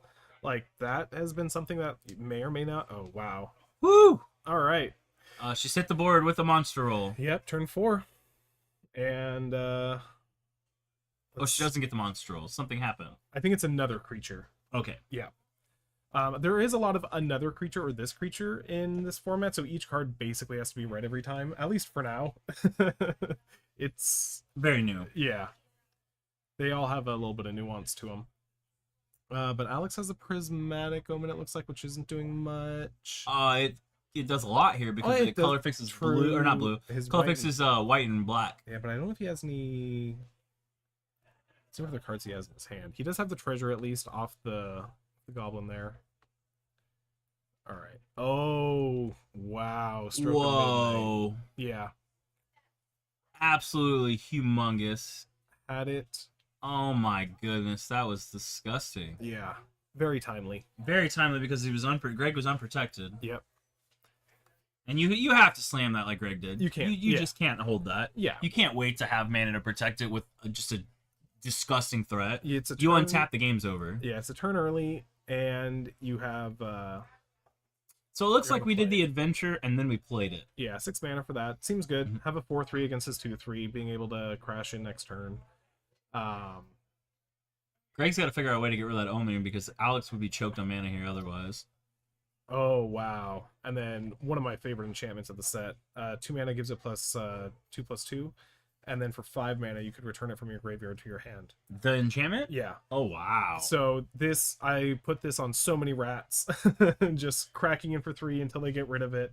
They feel bad to kill the token and then bring it back. Decadent Dragon in Alex's hand at end of turn. I love this card. It's so broken. With the Prismatic Omen. Oh my god. And it looked like 2 spells. I didn't think I saw lands there when he peeked at him. I don't think he wants lands. He's a 5. Oh, no, he's doing great. He wants to cast this dragon and start swinging for treasures. Yeah. Oh, man. Can you imagine the dragon had haste? Was that a disdainful stroke that I saw? Oh, god. Oh, wow. Well, he took away his role enabler after he finest, or what is it? A stroke of midnight, the bomb. Yeah. Man, Alex is playing this so cleanly. Wow. So 2, 3, 4, 5, 6 coming in. And he scries off the sorcerer roll there. Wow. Very, very big plays. Down to just a 4/3 and a 1/1, or a 2/2. So, do you throw away all your board? When you have 2 lands in hand, Greg just has to take it. He can't not. I think you can block with the human, but I mean, do we double block? Well, Like, you're getting rid of, I mean, you're not really getting rid of your bargain since you do have the Utopia Sprawl to get rid of, but I'm pretty hard pressed to want to chump right now. I mean, we're 18. It's 18. Yeah. It's early, but He this has, could be the only moment he gets to do it and gain some form of leveling the field without losing. yeah. I mean, he has nothing in hand. That's the hard part.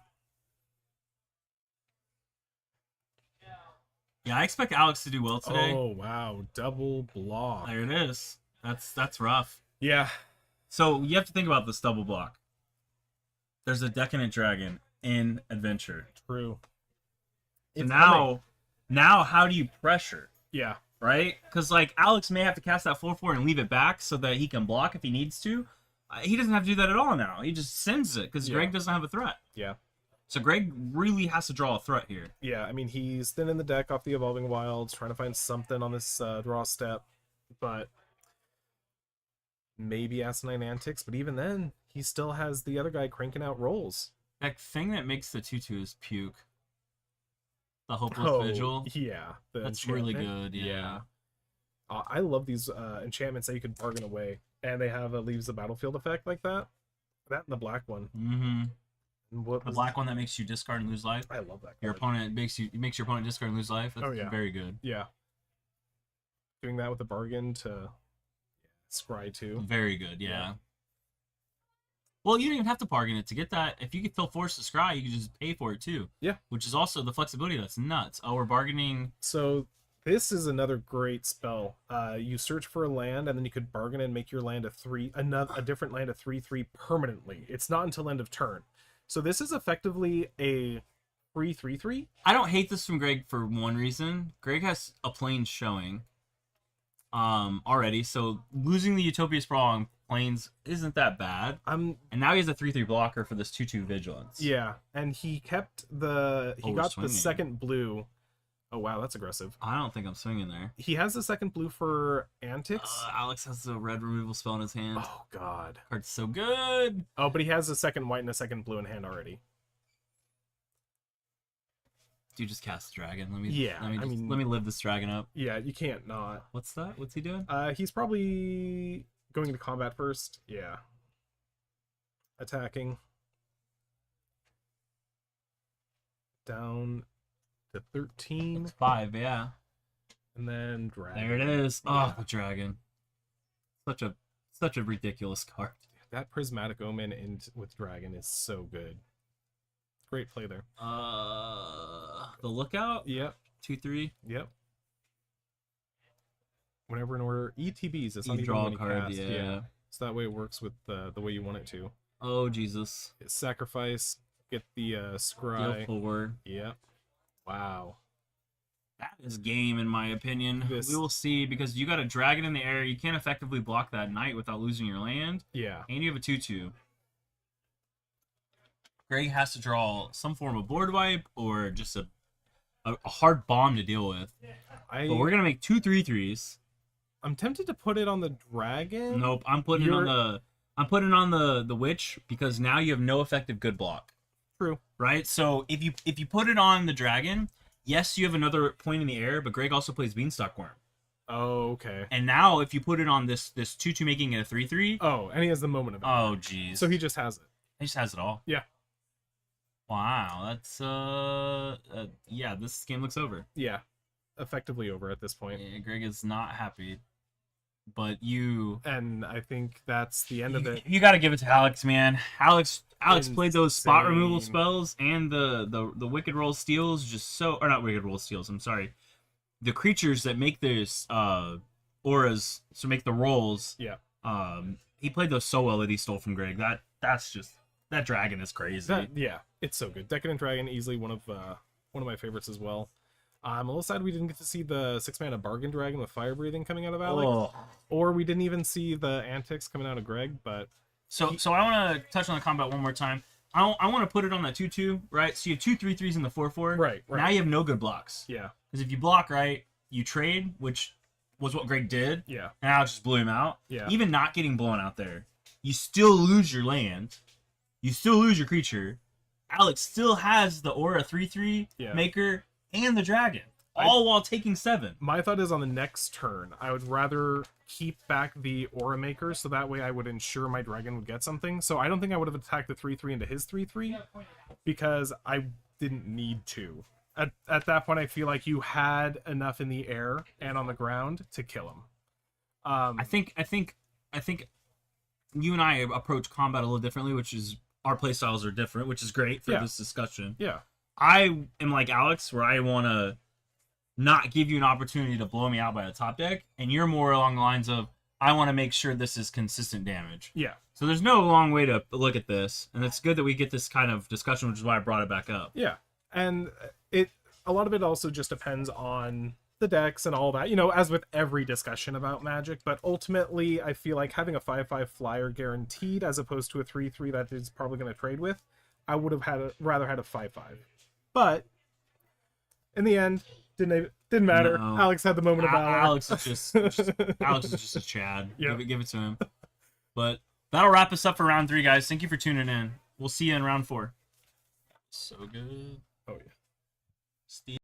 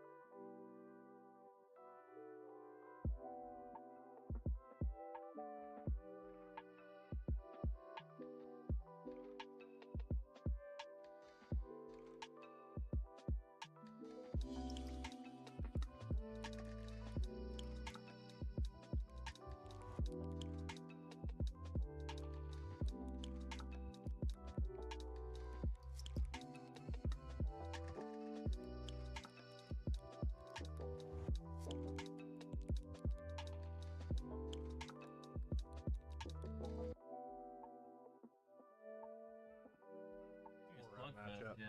Welcome back to, what is this, round 4? Round 4. Round 4, guys, of the Rocket Series Sealed 1K. We have Kevin White on white black, and we have Arturo on green black blue soul tie. All So right. he is playing the blue. He is playing the blue for the Somnophage that we have Yeah, there. the Cruel Somnophage. Pretty fun. Basically a limited Tarmogoyf. Arturo also has a stab wound. Man, that's Oh, stab him. so good. And what does Kevin got? What was his big bomb? Land tax? Oh, I didn't even look at the enchanted. Kevin got a land tax? I stopped looking at the Oh. Archon. Let's miss one land drop and then not miss land drops the rest of the game. Woo. Yeah, Pretty brutal early. Archon of the Wild Rose, so plenty of auras coming out with Kevin here. I mean, Kevin also has Lord Skeeter's Butcher Yep. and a Monstrosity. Those are really good. Minstrosity, Yeah. pretty heavy hitter. Yeah, making the food on death. Yep. And it's a 3/1. It is. It dies easily. And with the Digimon sleeves. Those are the Pro Tour draft sleeves, by the way, that our tours are playing with. Oh, wow. You get those drafting on the Pro Tour. Oh, that's pretty awesome. They are very cool looking. Yeah. Are they at least good quality? They're good draft quality.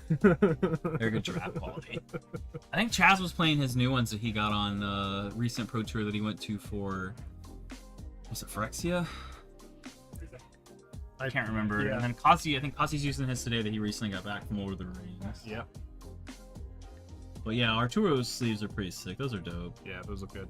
I'm always hesitant of the like Wizards branded Ultra Pro ones just because they always Yeah. peel on the back and I hate the They look so cool. but they look real good. Yeah, they do.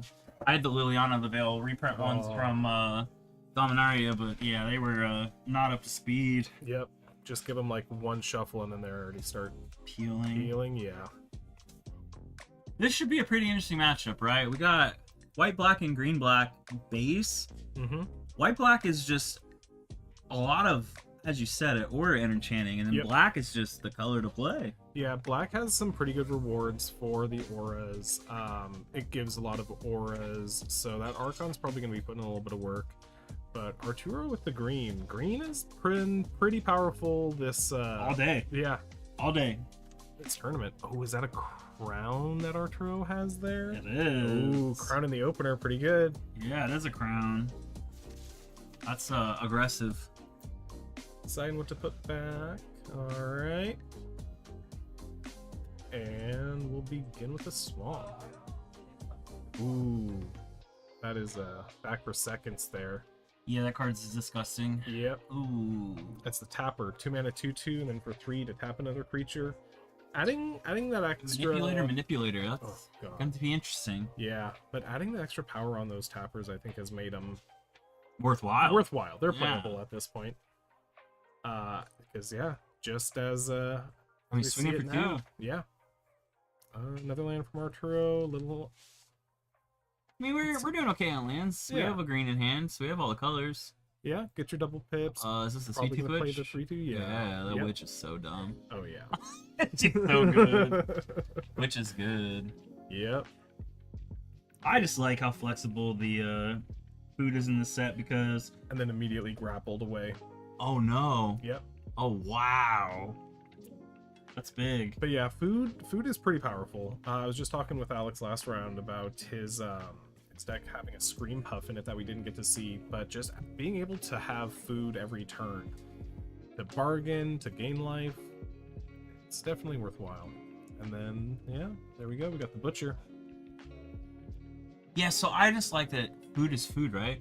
Gain life. Yeah. Prevent death, essentially, right? Yep. With a lot of combat tricks with it. Yep. Because some people forget about exactly how much you can gain with food, you know, blocking, and if it matters, and then you just bargain it away. Like there's options with food. And Ooh. oh, is that flash flying? Yeah, Oh, that no. 3/1 whenever a Creature deals damage, you can kill it. Yep, Yeah, that's one of my favorite cards too. Card's sweet. I love that Flash Flyer. Ooh, and then the removal Oh, it's spell. a 3/2 in the air. 4/2. It's a 3/1. That's Oh, it's a really- 3/1, 4/2. Oh, that's bad. So taking 6 here. That's big game.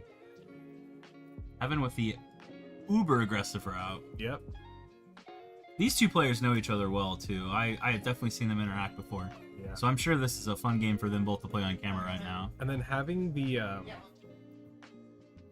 Wicked Roll, being able to Oh, deal yeah. an additional damage with a bargain, with a removal spell. While like- we're already got you to 10. I know, yeah. Might as well attack with the rat. It's not going to be blocking. Yeah, being able to like having 2 food and gaining 6 life in a game of limited, that's pretty big game. Basically negates an attack. Ooh, all right. Getting back the Sweet Tooth and the Butcher to Oh, that's then get another nasty. Butcher out. Yeah. Sack the rat. Maybe get a rat. Oh no, he's drawn. Okay. Scryan. All right. Oh, we fight. Oh yeah. Oh, that was gigantic. Yeah. Big comeback there. Yeah, now the fire's out of the air. I mean, he's gonna get ping 1 off the wicked roll, right? Yeah, but that's fine. I mean, he has a 2/3 against a 2/2, and the 2/2 is going to be a tapper anyway. That was a really big play, a Yeah. really big swing from Arturo. Huge turn there to get back in the game. And then the 2/3 Vigilance, whenever an enchantment enters a graveyard, put a 1/1 counter on it. So Kevin Oh, has... it's a permanent 1/1 counter. Yeah, it's a 1/1 counter, yeah. That's of note. Yeah, no, that card is another one that puts in work here. The white-black enchantment deck, mixed in some green, can be pretty potent. Is Kevin handless? Yeah, he is hell-bent. That's gonna prove to be problematic because that's a restless vine stock. Yeah, and that's one of the better to get. Yeah. And we got a food from the Sweet Tooth. Yep. Oh, and the monstrosity. Another food if it dies. So this restless Vinestock here, it becomes a 5/5 and it can make another creature a 3/3, but it doesn't specify a creature you control.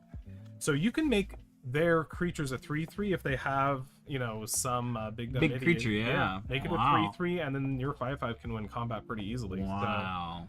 So pretty good on the offense there. Oh yeah. He just needs a blue source. So he's swinging with we block with the butcher. Yeah, I mean, it's a Oh. free attack. It has vigilance. You might as well see what he does. And then that another Sweet Tooth. I think it is. Yep. So we have the crown still. And looks like before combat, we're going to tap a guy. I think we tapped. Yeah, we Yep. don't want it to die and make another food. Yeah, it's also one of his 3 power creatures, but he's going to send the other one into the red zone. Do we care? No, I don't think we care. no, right? I mean, he's down to 16. He'll be yeah, I fine. don't think we care. But Arturo potentially getting another food and crawling back. Oh, Why are we not playing the manipulator here? I don't think he needs to yet. Oh, you're right. We don't want to reveal it. Nope, never mind. Oh. We're just ahead of ourselves. I don't think we wanted to reveal it. Yeah, I mean, I probably would have played the second witch just to have another attacker, but I mean, you gotta be honest with yourself. That's a 4/4 vigilance we played too. yeah, So blocking's bad if you tap something down. yeah, So I mean, I don't hate this play from Arturo. It's very aggressive. It says, "Answer my 4/4. I'm going to run you over." right, Because I have a 4/4 with vigilance. yeah, Because somebody thought that was a great idea. in green, Yeah, in green, vigilance. another vigilance, yeah. Yeah, another 4/4 with vigilance.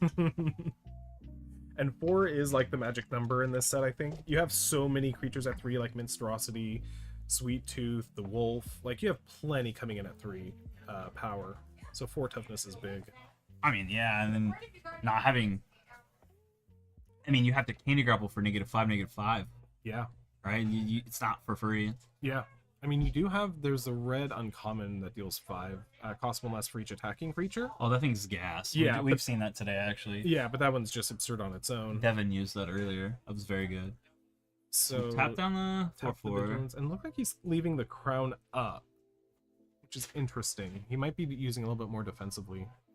Or You know, he could just tap the Tapper. vigilance. I was thinking on Kevin's next untap. Well, I'm tap saying- the tapper. Oh, he's swinging. That's right. You're right. Tap the tapper. Yeah. So clear the board, Make another food. make a food, and then he's able to have his 4/4 vigilance next turn. Well, we can also tap the tapper, right? Yeah. And then activate Beanstalk and swing for game.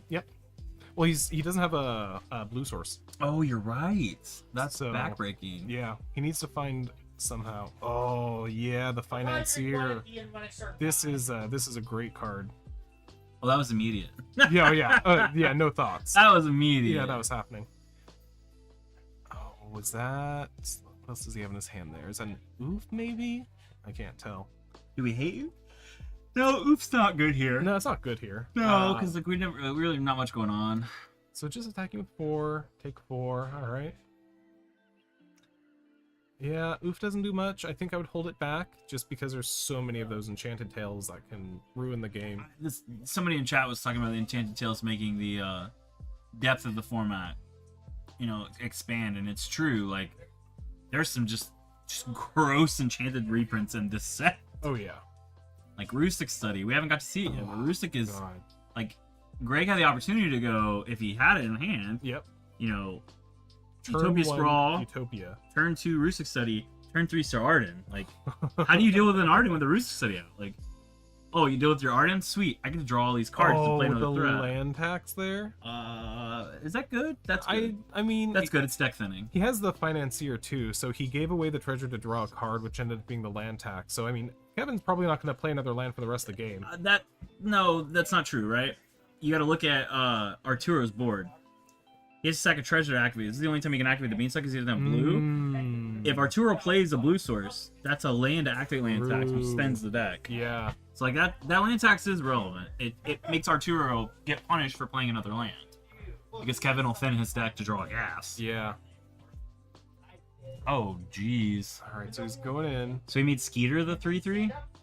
Believe so. That would be the one that would make sense. That's 5, 9, 12, Yeah, I mean that's the end of 15? the game. Oh my goodness, that was Yeah. so gross. Tap down the financier and then swing for lethal. Off the treasure that was given to him by Kevin. I don't even know if Kevin realized that he didn't have the blue there to activate. Yeah, that's unfortunate. Yeah. So pretty. Oh, we're sideboarding Arturo. What are we doing? Oh, Let's look in this arsenal yeah. of blue stuff because that's probably what you're grabbing. Because I don't. What blue stuff is he even playing in his deck? I don't see anything that He's scanning. actively. He's scanning stuff right now. But Bitter Chill probably. He has a Sleep Cursed Fairy too, and a Snaremaster Sprite. So he has things, but I don't. I see just a single island so far. It looks like he's deciding what to take out. Taking out a witch. Yeah. It's okay. Yeah. I mean, it's a 3/2 for 3. I mean, it's a food. Like it's good, but Yeah. he has other. It depends on what he's putting in. What was that? The oof, I think. Oh yeah, Kevin's. He didn't really show anything No. besides the land tax, and land tax is kind of a one and done type enchantment. So Land tax is just either good, really good, super early or super late. yeah. Super late, grabbing those 3 basics out of your deck means you're not drawing them. Right. It also gives you cards to discard for loot effects, which this set has a few loot effects. Yeah. I'm not sure if white black has any. I don't know if he's playing the vault.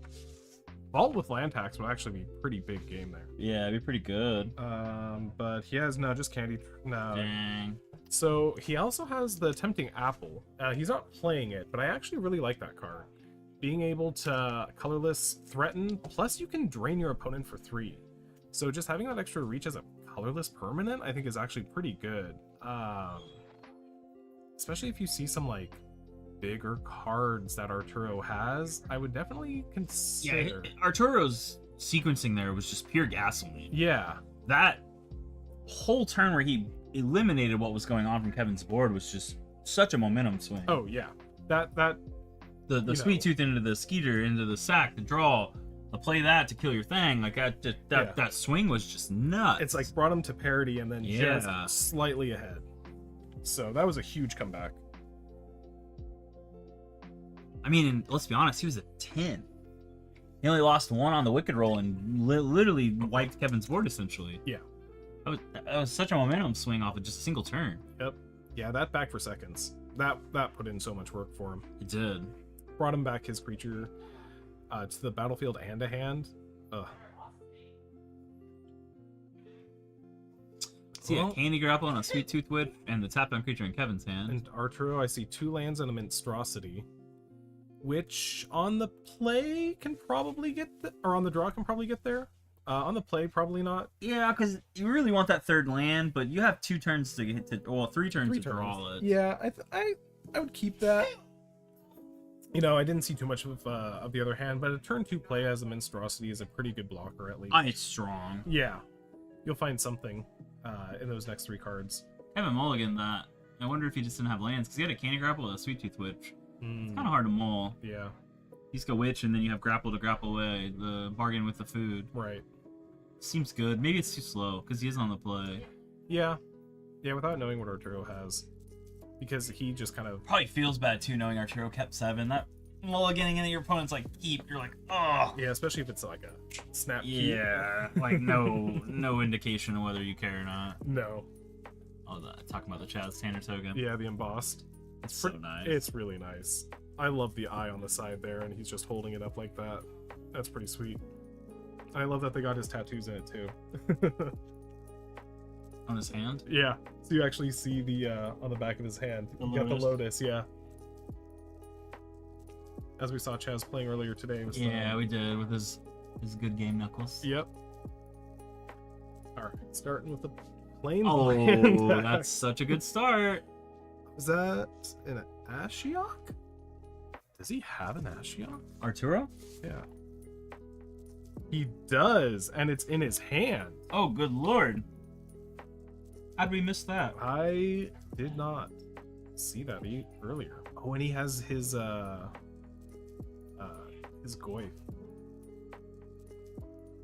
Wow. So, yeah, Kevin just passed. He wants to get that turn 3 land tax. So, Peace, you were asking me if Ashiok's good. I think we're gonna see it this game. We'll find out. All right, so I don't hate this play from Kevin because it just makes sure you don't miss a land drop, and you're always gonna be behind lands in your opponent. So you can just do this every turn. Yeah.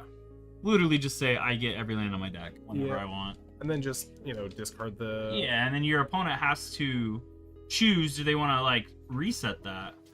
And there is, some intimidation factor too, looking across from your opponent with a full grip. You know that there's lands in there, but at the same time, it feels bad. Oh, it does, and you know your opponent is always color fixed. Always color fixed. Always color fixed. Always Now gonna... Arturo's reading this like, why? Yeah. Why is that enchanted tail? Why is it so good? Yep. And then I remember playing with the original land tax art years ago, and people like bolt it. I'm like, oh no, it's not a, not a Yeah. guy. It's an enchantment. All right. So is he just playing those revealed with lands? On I the think side he's there? yeah. They're just playing with their own revealed, Yeah. known information, but All right.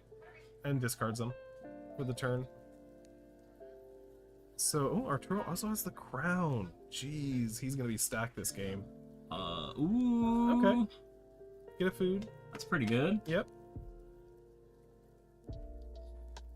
And I mean, you have to play a land. You can't not. But he decides not to play a land and just have Kevin be the one to blink first. But I love the Hex Mage here, getting the cursed roll. But there's so many ways to get rid of it in this deck. Either finding another roll like we saw Chaz do earlier, or bargaining it away. Getting rid of that cursed roll is going to be great for him. Oh yeah. I slammed it turn 1, get rid of it turn 2. Yep. Yeah, let's see what we have. Yeah, he has to play the land. He can't not continually sandbag these. I think we stab wound here. Stab wound seems strong. Yeah, we stab wound. Well, no, it's a 4/3, isn't it? Well, right now it's a 1/1 with the cursed roll. Oh, yeah, the curse roll's negative. That's right. Yeah, we Yeah. stab wound this. Yeah, Because we give him an opportunity to put another roll, then it's a 4/3, right? right. Or he could bargain it away. There's other things that you could do with it. But he's gonna go for the skitter. Alright. So kind of making Kevin have something here. Maybe calling his bluff to see, do you actually have something to get rid of this roll, or what? But we're just gonna land tax. So good. Deck thinning. Yep. Yeah, 3 seems excessive. This is not meant to be played in a single player format for just one opponent. True. This is meant to be played among, a pot of 4 or 2-headed giants. Oh yeah. Alright, you have to shuffle every turn too with the land tax. I think we're doing okay on time. This is game 1. We are not doing okay on time. Yeah. No, this is a game. Yeah, game 2, right? Arturo game got 2, it. yeah. Yeah, Steven, you got to update that. My God, there we go. I was like, whoa. Yeah, it's game 2. I think we're doing well on time. Yeah, we're doing fine. And going back with the 2/3. The vigilance. So now he's kind of set up his next turn to get rid of his roll somehow if he has a way to do it. So that way he also gets a 1/1 counter on his dude. If I were Arturo, I wouldn't give him the opportunity. I would just stab him that. The vigilance? No, or the 1/1. The cursed, yeah. Because he's gonna potentially pop off next turn and get that Hex Mage. So the stab wound's what, 2 mana? 3. 3? Okay. No, is it 2 or 3? I think it's for sure a black. Yeah, I think it's one of the black. But you might be able to wolf food token into stab wound. Stab wound's 3. Yeah, 2 and a black. Yeah. Oh, he stabbed wound the knight, so at least he's going to force him to take damage every turn. All right. That's also a good play because now the knight is what? A 0/1. Yeah. All right, so looks like Kevin drew the Saga removal spell, which I believe kills a creature with CMC 2 or less. So Skitter Butcher is going to be fine. Oh, but he got grappled. And did Kevin take the 2? There we go. All right. And oh yeah, like he bargained away the cursed roll and then put a 1/1 counter on the guy and is attacking for 4 now. Oh my. Yeah, so this is where Kevin kind of might start taking The game over. The game. That 3/2 can put in more, can deal damage. Yeah, we got rid of the curse roll, so Yeah, but just giving I don't know. I think I would have rather stared down the 2/3 still. So defender for now, but it's a 2/3, so I can at least trade with the Hex Mage if need be. Let's see. So there we go. Destroy the 2/3. yikes. Yep. Yeah, so Kevin looks like he's gonna have some type of answer, some type of response. Put a roll. Oh, okay. Okay, put a roll on the Hex Mage. That's good.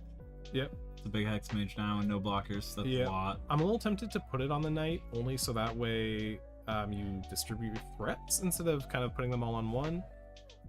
But the Knight should grow as the game goes on. So attacking for 5.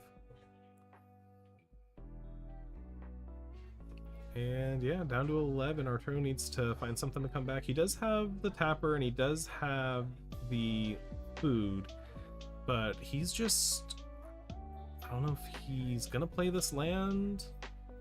He's been a little gun shy with that land tax, but you can't. Yeah, I mean, because Kevin just got such a gross acceleration with the land tax, right? Yeah. So like in the long run, Kevin could deck out faster, but like I don't think we're getting there. Neither does neither of these players. Yeah.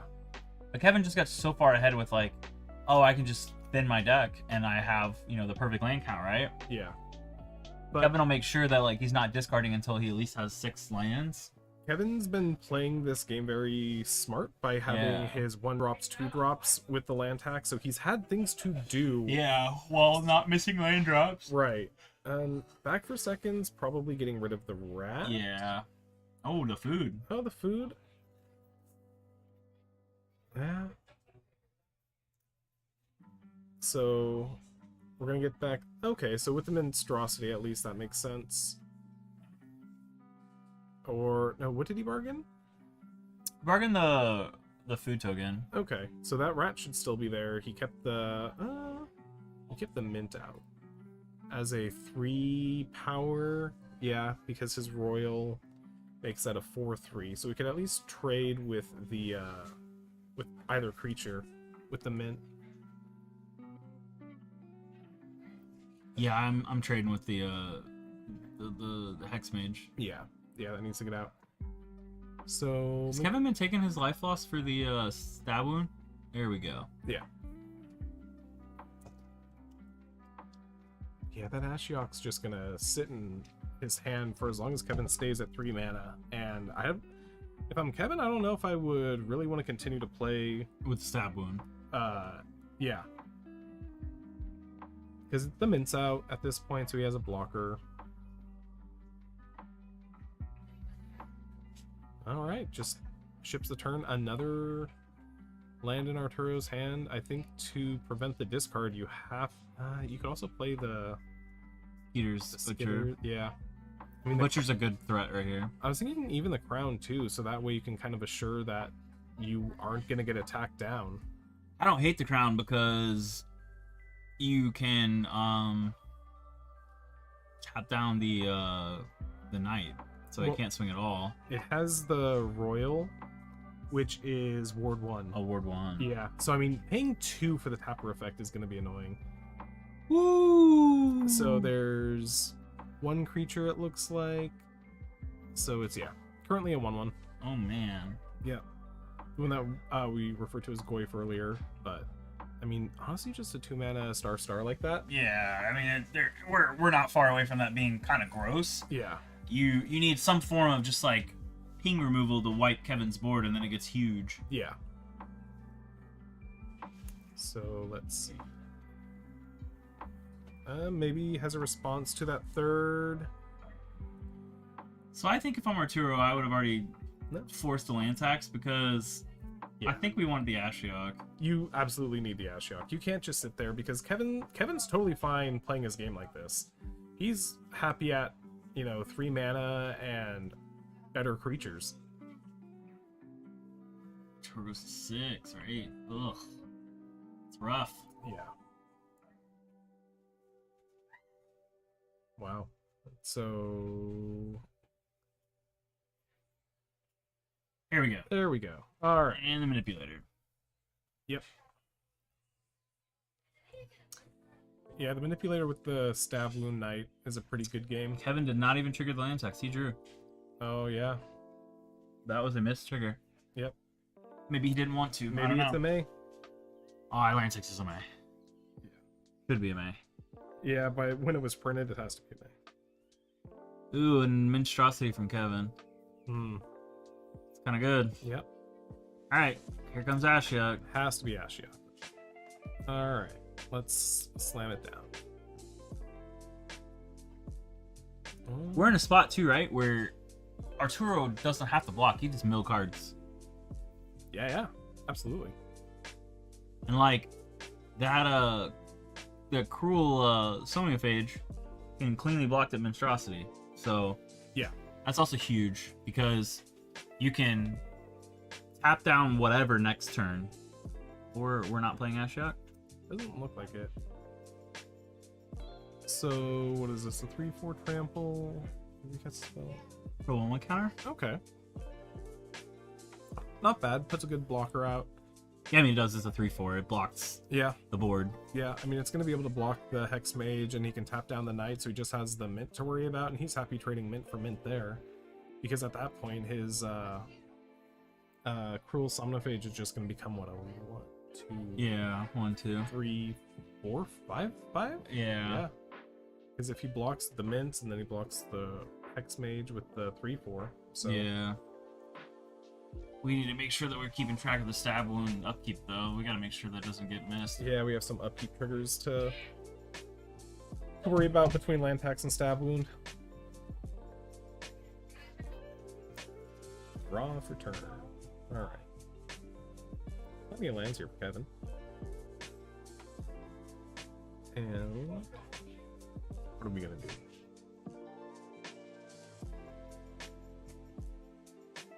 Just pass? Is it? Yeah, that's not gonna be good. That's the opening. Yep. Yeah, I mean that Hex Mage has put in plenty of work, but at this point of the game, it's starting to slow down. There's only so much you can do with a 3 toughness creature.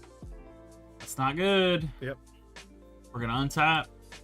We're gonna get another mana for the manipulator, and we have Ashiok if we get to play it. Yeah, I think he was saving Ashiok until he had 6 mana, so he could save 1 to tap down. Stop her from dying. Yep. Oh, there it is. Yep. The Wicked Manipulator. So I'm tempted to just minus. Yeah, I think you just minus on Ashiok pretty regularly. Arturo doesn't really need cards in hand. Makes the nightmares. Ones that do what? So they are at the beginning of combat on your turn. If a card was put into exile this turn, put a 1/1 counter on this creature. Works pretty good with adventure. That's pretty gross. Being rewarded for your adventures and playing the game. That's so gross. Yep. Or just Ashiok's Plus is going to be able to do that too, but I think the adventure... Ooh. The flying! That's kind of big because that's a target now we have to tap down because we can't have them Yeah. cleanly swing over. Get Ashiok. Yeah. Yeah, absolutely. That's really good. Okay.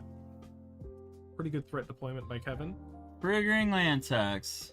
We don't have much of a deck left. That it looks like all of the lands out of the deck. Well, does he need more than what he has? I mean, he's only got 4 in play. We're gonna have 5. Yeah.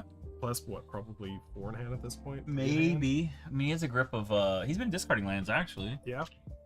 Yeah, he has been.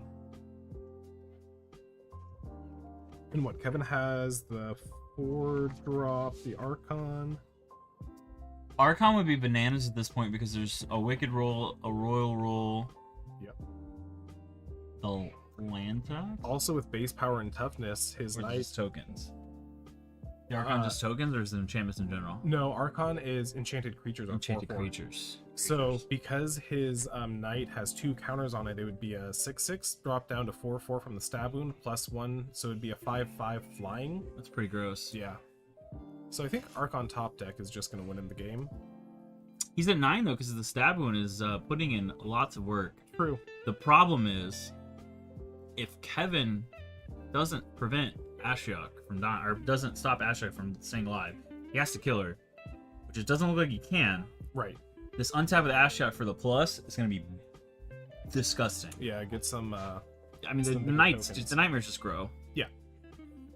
They become nightmares to deal with. Yeah. And let's not forget, we also have some like decent bargain targets for it. We do, and we're kind of waiting to grow that Hold phase. on, he has that removal spell, the sorcery, that's able to destroy, I believe, an planeswalker as well. Oh, the 5-mana The one. 5-mana sorcery. Here it Yeah. comes. You're right. Yeah. Oh no, he kills the heart creature. All right, that's fair. What's it called? Shatter the Oath. I think that's it. Yep. Let me look it up. Let me look at it. I know it's 5 mana. It's Yeah. 3 and a black, 3 double black. Yeah, 3 black black. And then we're just counting creatures here. We really are. Make the thing bigger. Nope, it says destroy target creature or enchantment. Oh, it's an enchantment. Yeah. Oh, okay, so it's not planeswalker. So I mean, it's still really good here. Are you- I mean, killing the 3/4 blocker was pretty big. Now we're gonna probably send it to Ashiok. are you tempted to go after the stab wound there? I think I am tempted to go in the stab wound there Yeah. because that stab wound is what's bleeding me to death. Yeah. So we're gonna block here. And we're gonna trade and make a food. Yeah, because that's a 4/3 on the Yeah, 3/1. I think I'm gonna block with one of the nightmares to trade on the other. Oh, we don't trade on the monstrosity. No, not anymore. Now we have to do this. This is a Oh. bad block. This Yeah. feels bad. Yeah. Everything trades though for the most part, except Right. for the Valorants. You hate getting rid of that Somnophage there because it's going to be so big at this point. It would have been huge. I mean, You got to double block with the Nightmare. That sucks. yeah. And then, yeah, some enchantments went to the graveyard off the night. So we have the 2 rolls there going away. So it's going to get 2 more. Oh, that's not good. Yep. Yeah, creature deaths can help there. So he has a Crystal Grotto. At least get a scry off of this and see what...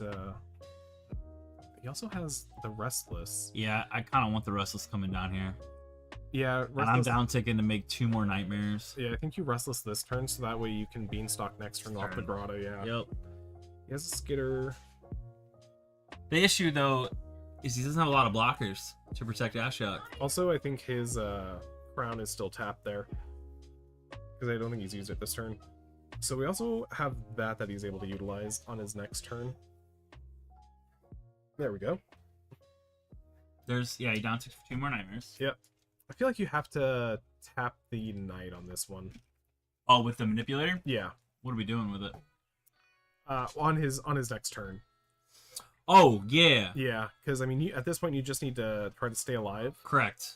And you're going to force the Flyer to kill Ashiok. Oh, he has the Flyer, yeah. Vigilance Haster coming down. Ooh, we have the guy in Adventure. Yeah, so Arturo has the wolf there that he got the food from at the beginning of the game, and he played the Grotto. He didn't go for the... Yeah. Ooh, that is huge. Wow. Now we don't have anything for him to kill Ashiok with. We have blockers. Yep. And then on his turn, tap down the Knight. Yep.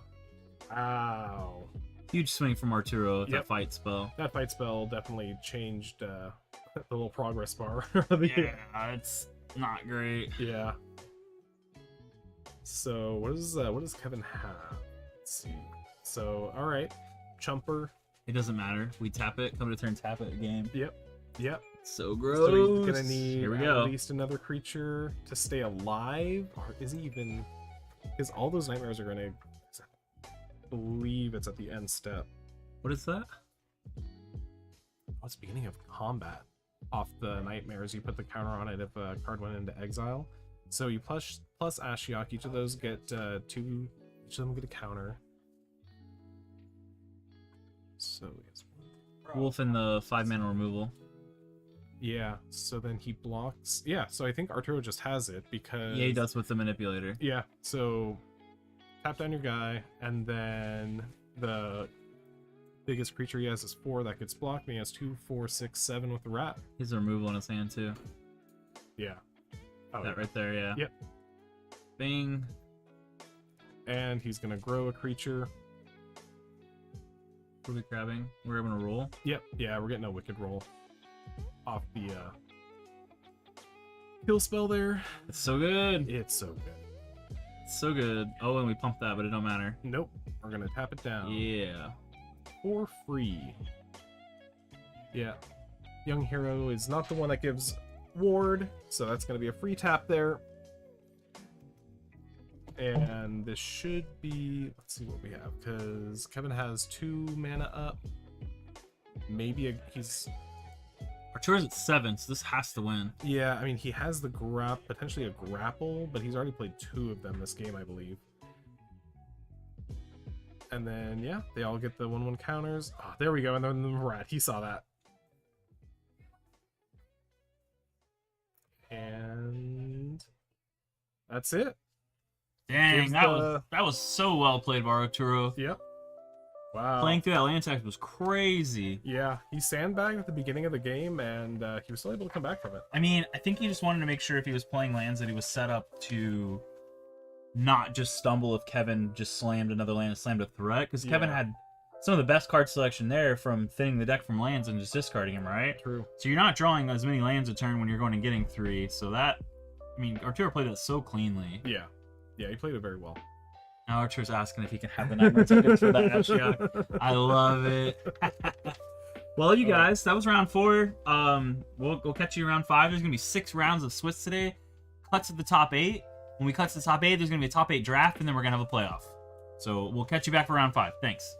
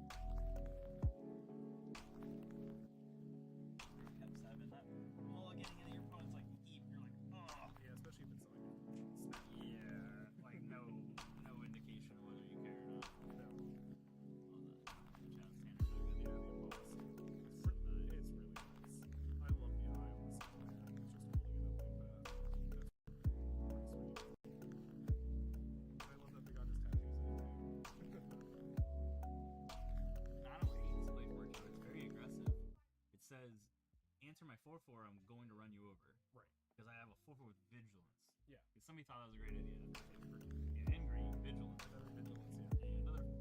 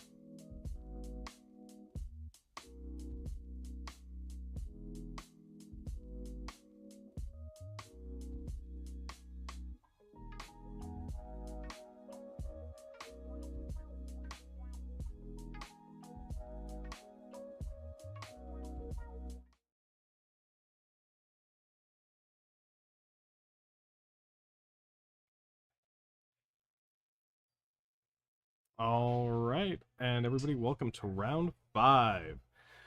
here for the sealed 1K at TCS Rockets. Looks like we have Arturo playing red-white, already deciding to mulligan, with Chaz back again with his blue-black. Fairies list. Looking through it, looks like we're going to have a pretty good game. Arturo has some pretty aggressive starts here that he could go into, also having an Archon of the Wild Rose. Let's see if we're going to be able to see that this round.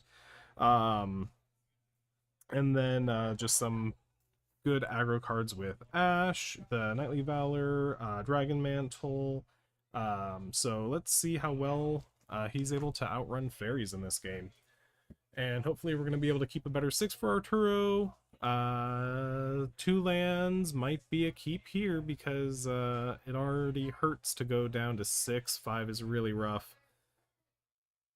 And, ooh, yeah, he has the Embereth Veteran. That's a pretty solid turn 1 there with the 2-1. Pretty aggro. Red-White has some pretty good aggro cards. This and the Mouse as well. But no, that's going to get immediately ratted out. Make sure that he's unable to play a creature and sacrifice it, but no real turn to play for Arturo. Chaz is gonna swing in for 1. That Embereth Veteran was pretty important for Arturo here, but drew the land, play the land. Borrow Naughty off Chaz is gonna be a pretty good blocker, but that Embereth Veteran getting ratted out was pretty big. So, alright.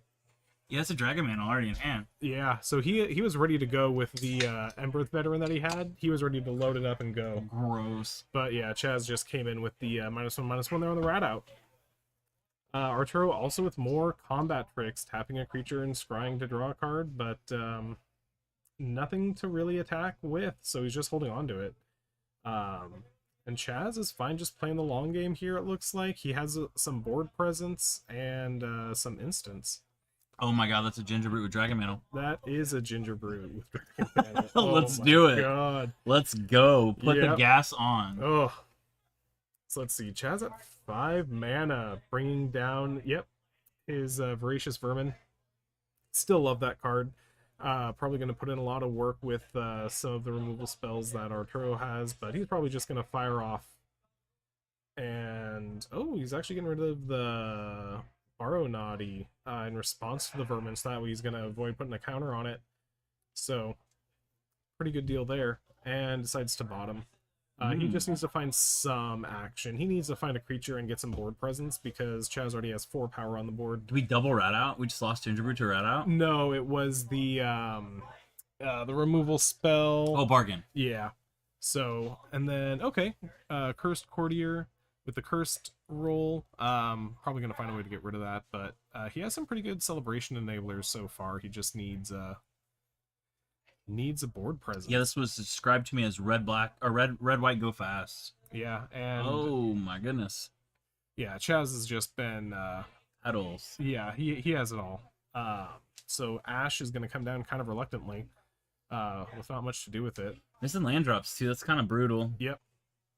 Had the mulligan, already down on lands, down on cards, down on tempo. It's not looking too good for Arturo, so let's see what Chaz has in store for him. Oh, that's another land drop from Chaz. A counter spell. He has, he's going to be able to return that. Huge tempo swing. And Chaz has that spell stutter in his hand.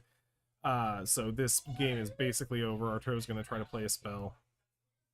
And let's see if he goes for the removal spell. Yeah, he's not going to decide to show him anymore.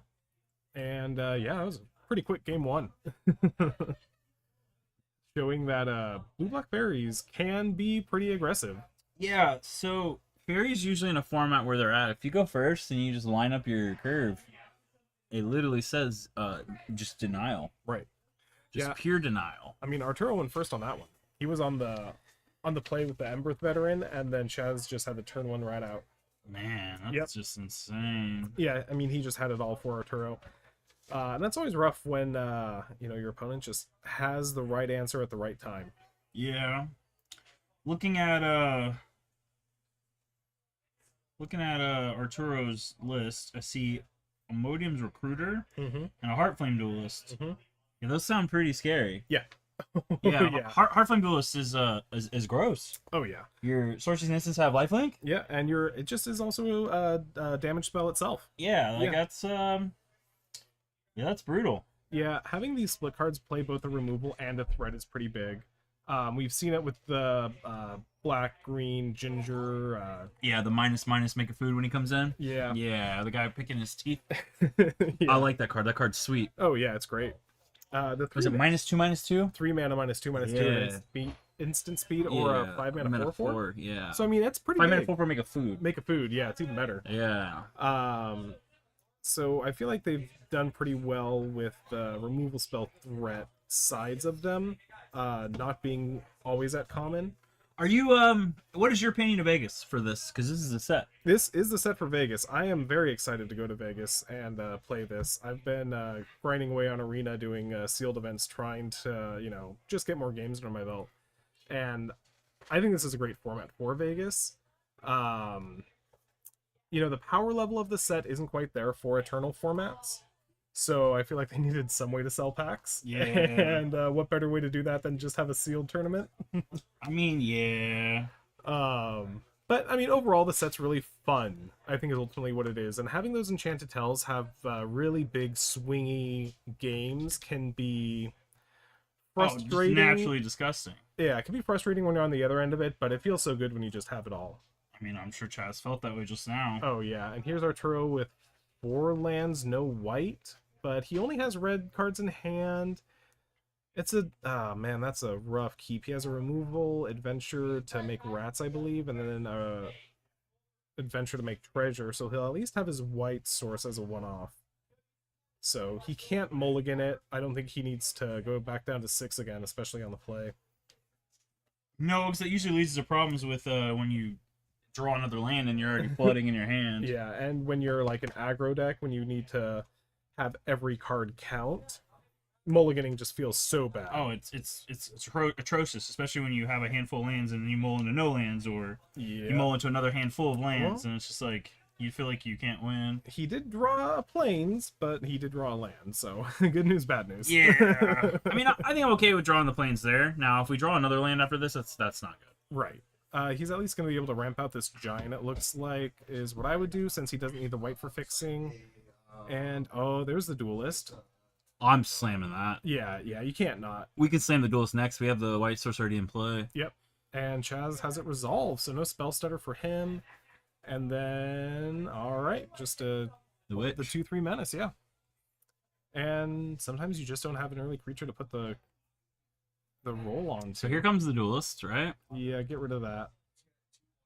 Oh, gross. Yep, and you still have a play for next turn as well. Yeah, I get slapped for 4. That feels bad. Yeah. Brutal. Yeah, Chaz on the receiving end of the tempo swing now. Another one. Another 2/3, but he has the 4/3 there. Arturo has the 4/3. So he's going to be able to attack pretty freely. Oh my god. And now he could even cash that card in later, the edge in, for another duelist. Yeah, Oh, that's pretty big. yeah, so this late game is going to be pretty interesting Man, with that land. the 4 beats. Yeah. We're already at 12. 12. Yeah. Yeah, you gotta update this for me, Steven. And, ooh, one of my new favorites from this set as well. Scream Puff, that's so Puff. I good. love this card. The Death Touch is huge in your matchups against green. It's a 4/5 for every other color, and it makes a food. So, this card just does it all for me. Does it make a food when it dies? Whenever it attacks and deals combat damage to a player. So it has to deal damage to a player. But if you're on the receiving end of a 4/5 Death Touch, you're really resident to put anything in front I mean, of it. salt the wound. Yeah. Give it double strike. Oh my Oh goodness. no, +2/+1 and just offer the trade. Alright. Oh. That's fine. I mean, with that in, he could still get back cards with adventure. That I think he chose white though, so that just might be the True Heart Duelist. I think I'm fine with that because it's 2 white sources and 4 red. We're rocking. Yeah, I think he's able to deploy a threat. Yeah, I mean that's no threat to blink your eye at. It's a 4/2. It's a 4/2. Yeah, it's gonna deal damage. Oh, getting rid of that. Having the duelist get smacked by that is not great. Yeah, I mean, Arturo still is pretty far ahead, and he's gonna have a removal spell. It looks like for probably the witch with that. I mean, fight. you're gonna have to. It has menace. Yeah. Or you just want to die to the flyer. Like it's a tough choice. Yeah. Because we're in Boros, we don't have reach. No. We shouldn't. Okay, let me correct myself before I get proven wrong by some card that just. I'm pretty sure Shares the colors. card that he just put with the adventure has reach in it. I'm about to say, like, before I get wrecked here, because the color wheel gets different. Yeah. Well, they were trying reach in red What for a is hot minute. that? Yeah, Grabby Giant with reach. Why? Why does he have reach? Why does the red card have reach? That's crazy. Yep. So we're gonna opt the trade there. Yep. Arturo is very far ahead here. Yeah. I mean, Chaz still has cards in hand to come back from this. He's a flyer, which is good. He has a But flyer? we're on the block route here because we're at 12. True. And Quick 12 study, draw 2 cards. That's Yeah. pretty good. main phase, maybe draw some roadblock. Oh, in response, he's gonna kill. Ooh. Yeah, that's pretty good. Yeah. Yeah, that's rough for Chaz there. Draws 2, plays his land, and from there, I don't see quite what he has. Yeah, I didn't either. But yeah, Arturo's gonna in the red zone. Put that on top or bottom. Take 2. Yeah. Take 2, go to 10. Yeah, not too bad. And he puts it back on top. Yeah, all right. I mean, we're still far ahead, right? Yeah, and it's just another threat. So then- It makes the 2/2 vigilance. yep, makes a knight. Puke. Get a dude. And then he's able to scry on his upkeep too if he needs to. By sacrificing that before he draws his card, so that way he's able to set up his next Oh, he turn. drew cards and played that with a curse roll. Yeah, exile the top.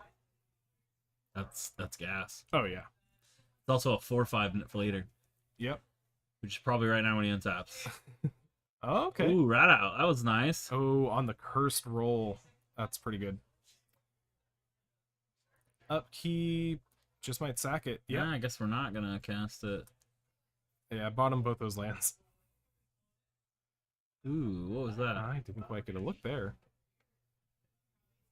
But yeah, Swing for 4. I like setting up the turn for by sacrificing there. Would you block the knight with the this? The vermin, I probably not. I would maybe start swinging him with some rats. If you have some bargain, maybe try to get rid of them that way to make him a 3/2 and then a 4/3. Just because you need to get that as a permanent blocker. He did sack the food to go up to 9. Almost negated that last combat step, and then has had another removal spell.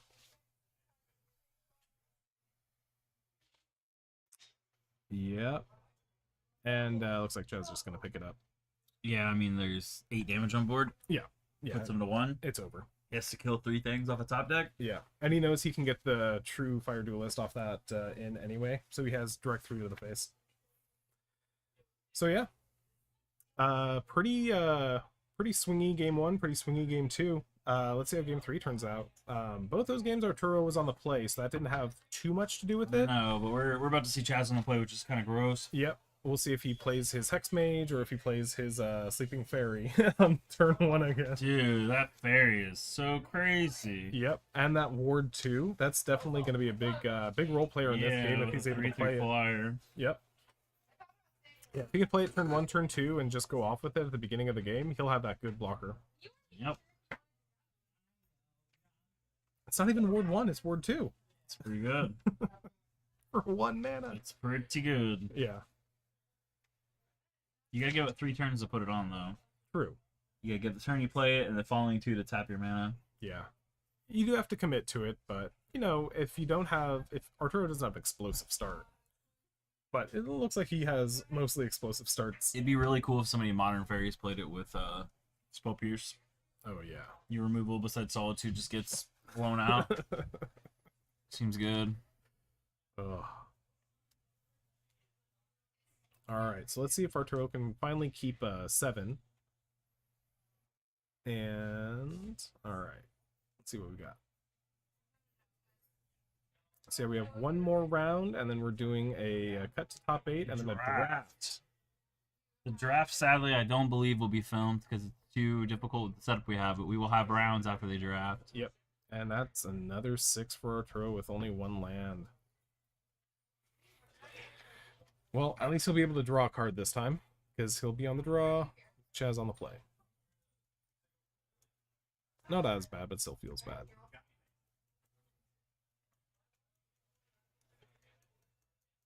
So yeah, looking through Arturo's list, he has that Archon as the flyer. He has the Grabby Giant as the guy with reach. I'm not sure what other flyers he might have because Chaz is pretty heavy on his flyers. Yeah, pretty heavy in the air, which is how he won game 1. Yeah, Just getting the threat out there to hit through the air. yeah, and flyers always play a big role in limited, but Yeah. when they're so synergistic as blue-black fairies like Right this, now, yeah, for sure. Like the synergy Chaz showed game 1 was just a little gross. yeah. Chaz deciding whether he wants to keep or not. Oh, is that his not sure if he's gonna keep Tell? I actually think he's waiting on his opponent. Yeah, because what, you don't have to declare you're gonna keep unless You go first, you have yeah. to. Yeah, Chad's going first, so he's got to declare, but I think he's waiting for his opponent to stop shuffling. fair. Give it some thought. And what do we got? We got 2 lands maybe from Chaz. 3. 3, yeah, it's 3 lands and some spells should be a keep. All right, Yeah, it looks like we got 2 swamps and an island. and A Sweet Tooth Witch. The Scream Puff. I cannot tell what the far left card is. yeah, we got 3 lands from Arturo with a turn 1. Oh, veteran. Sleeping Curse Fairy! Oh boy. Ooh, that's so big! Arturo's like, what is that card? And let me read it. Yeah. What do you mean Ward 2? What are stun counters? Ugh. But Arturo's gonna have a turn 1 2-1. So, pretty big game there. Oh, we're gonna be racing. Oh yeah, we're off to the races. Oh, with the 1-3. Oh my god, that's rough. I feel like you just have to play the edge, get that tap land out of the way. Yep. And then Jazz is gonna have that 3/3 online next turn. Oh wow.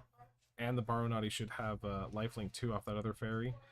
Pretty big game as a 2/4 naturally. Yeah, that is a strong start from Charles Center. Yeah. Wow. And then let's see, Arturo. Chaz doesn't miss his land drop. He can untap, swing, and have 2 mana open. Yep. Hopefully for a spell stutter or something. Very good. All right. So Chaz taking 2. Let's see. Does the Baronati have lifelink off controlling another fairy, or am I confusing that for another card? I don't know. No, we had the removal in the ward. Oh, he didn't pay the He ward. didn't pay the ward. Ward trigger counters Oh, that's it. my You heart. hate to see that. Do you see him shake his fist? Yeah. Arturo, my heart hurts for you. Yeah, that Baronati should have a life link off that other fairy. So I think Chaz should be at 20 because he would have gained 2 and then taken 2 there. But the cursed roll with the Hex Mage is pretty big as well. He's just adding more threats. This game's effectively over right there. Yeah, I mean, Not being able to kill that sleeping fairy because of the ward trigger. Yeah. This game is over. That feels terrible. the 0 for 1. I mean, The tempo is just yeah. Chaz has already got such a screaming board state. yeah. And a Dragon Mantle, a Tapper, and None of it's quick enough. no, the Tapper is not going to do much for a turn. Sure. I mean, I think Chaz has no problem with that. Yeah, fire breathing, but yeah. Yeah. If anything, I think the draw card would be the thing to consider. And But... the damage in the air Oh, yeah. is, yeah. is super insane right now. Yeah. And he went for the Cursed Courtier. Oh, and he's just going to bounce the... yeah, I think you have to go for the Veteran there. You don't want to give him another card draw. And yeah, just all in. And he played the bargain with the Hex Mage there. Got rid of that curse roll. Yep. Drew a card off it. Jeez. And the And the porridge. Oh, man. Everything. Yeah. I just noticed this, but too hot, deal some damage. Too cold, tap a guy, and just right, gain some life. That's crazy. Yep. Nice little flavorful bowl of porridge. Yeah, that's pretty sick. Yep. All right. Well, he Art has a bounce, flyer, it's but too late. it's a it might be able to stabilize him depending on what Chaz has. I mean, any removal spell in Chaz has it. He has the Tapper off the Porridge, so I'm pretty sure this game's effectively over. Because he's just going to tap the Archon. Yeah, it's 7 and then swing through. Depends on if Arturo can play 2 threats, this one and one next turn. Yep. Wow. So play the Tapper, play the Sage. Yeah, the Unassuming Sage. When it ETBs, you can pay 2. He chooses not to, because he can't. And Chaz dealing 2 with the Porridge there, leaving the 2/2 behind. So I'm going to swing in, trade with a 3. And take 4, going to 5. Take or 5, going to 4. The wicked and, roll. Yeah, gaining 2 off that Baronati again. Yeah. Well, I mean, we're going to see Archon of Valor here, right? I feel like you have to play it just to play it. Yeah. Didn't we just tap it down with the porridge, right? Is that what it is? Tap it with the Porridge, but Yeah, it's game over. yeah. Wow. That was brutal. That was the Sleeping Curse Fairy's Ward. Yeah. That's you hate to see it, but you know, congrats to Chaz. Yeah. Man's 4-1 going into the last round.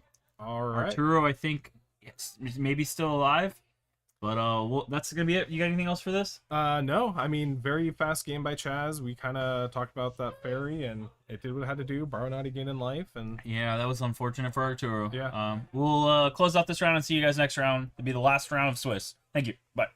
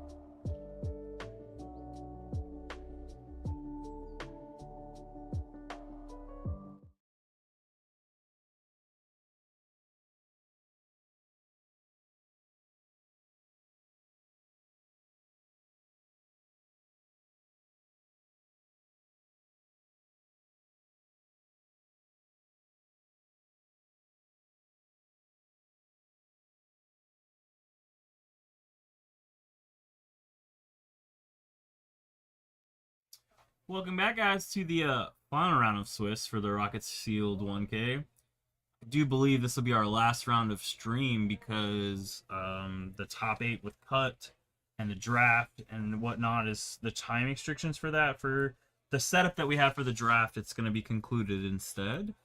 So you'll have to follow the San Diego Magic page or the TCS Rockets page for the conclusion of the Sealed 1K to see who placed what.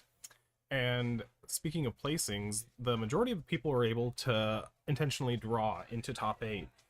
But this round in particular, we have Daniel. Yeah, Daniel and Paul. Daniel's going into this round on 4-1, and Paul is 3-2. And then there's 4 3-2 matches. So Daniel and Paul have to play because Daniel is the 4-1 that got the pair down, meaning he can't cleanly split or cleanly intentionally draw into top 8. But that also doesn't mean that if Daniel loses, that Paul will even be in, because the breakers are going to matter for the other 3-2s. Yep. You would assume that Paul would make it in as a win-in because of his the pair up for his breakers, but it'll come down. We'll come down and see. And this is something that took me a while. Not just playing Magic as a game, but playing the Magic tournament game as well. Looking at your breakers, deciding what you can and can't do. So we're in this position where they need to play.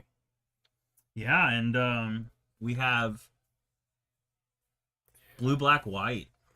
Yeah, there's some Esper. some odd color splashes here for both of these players.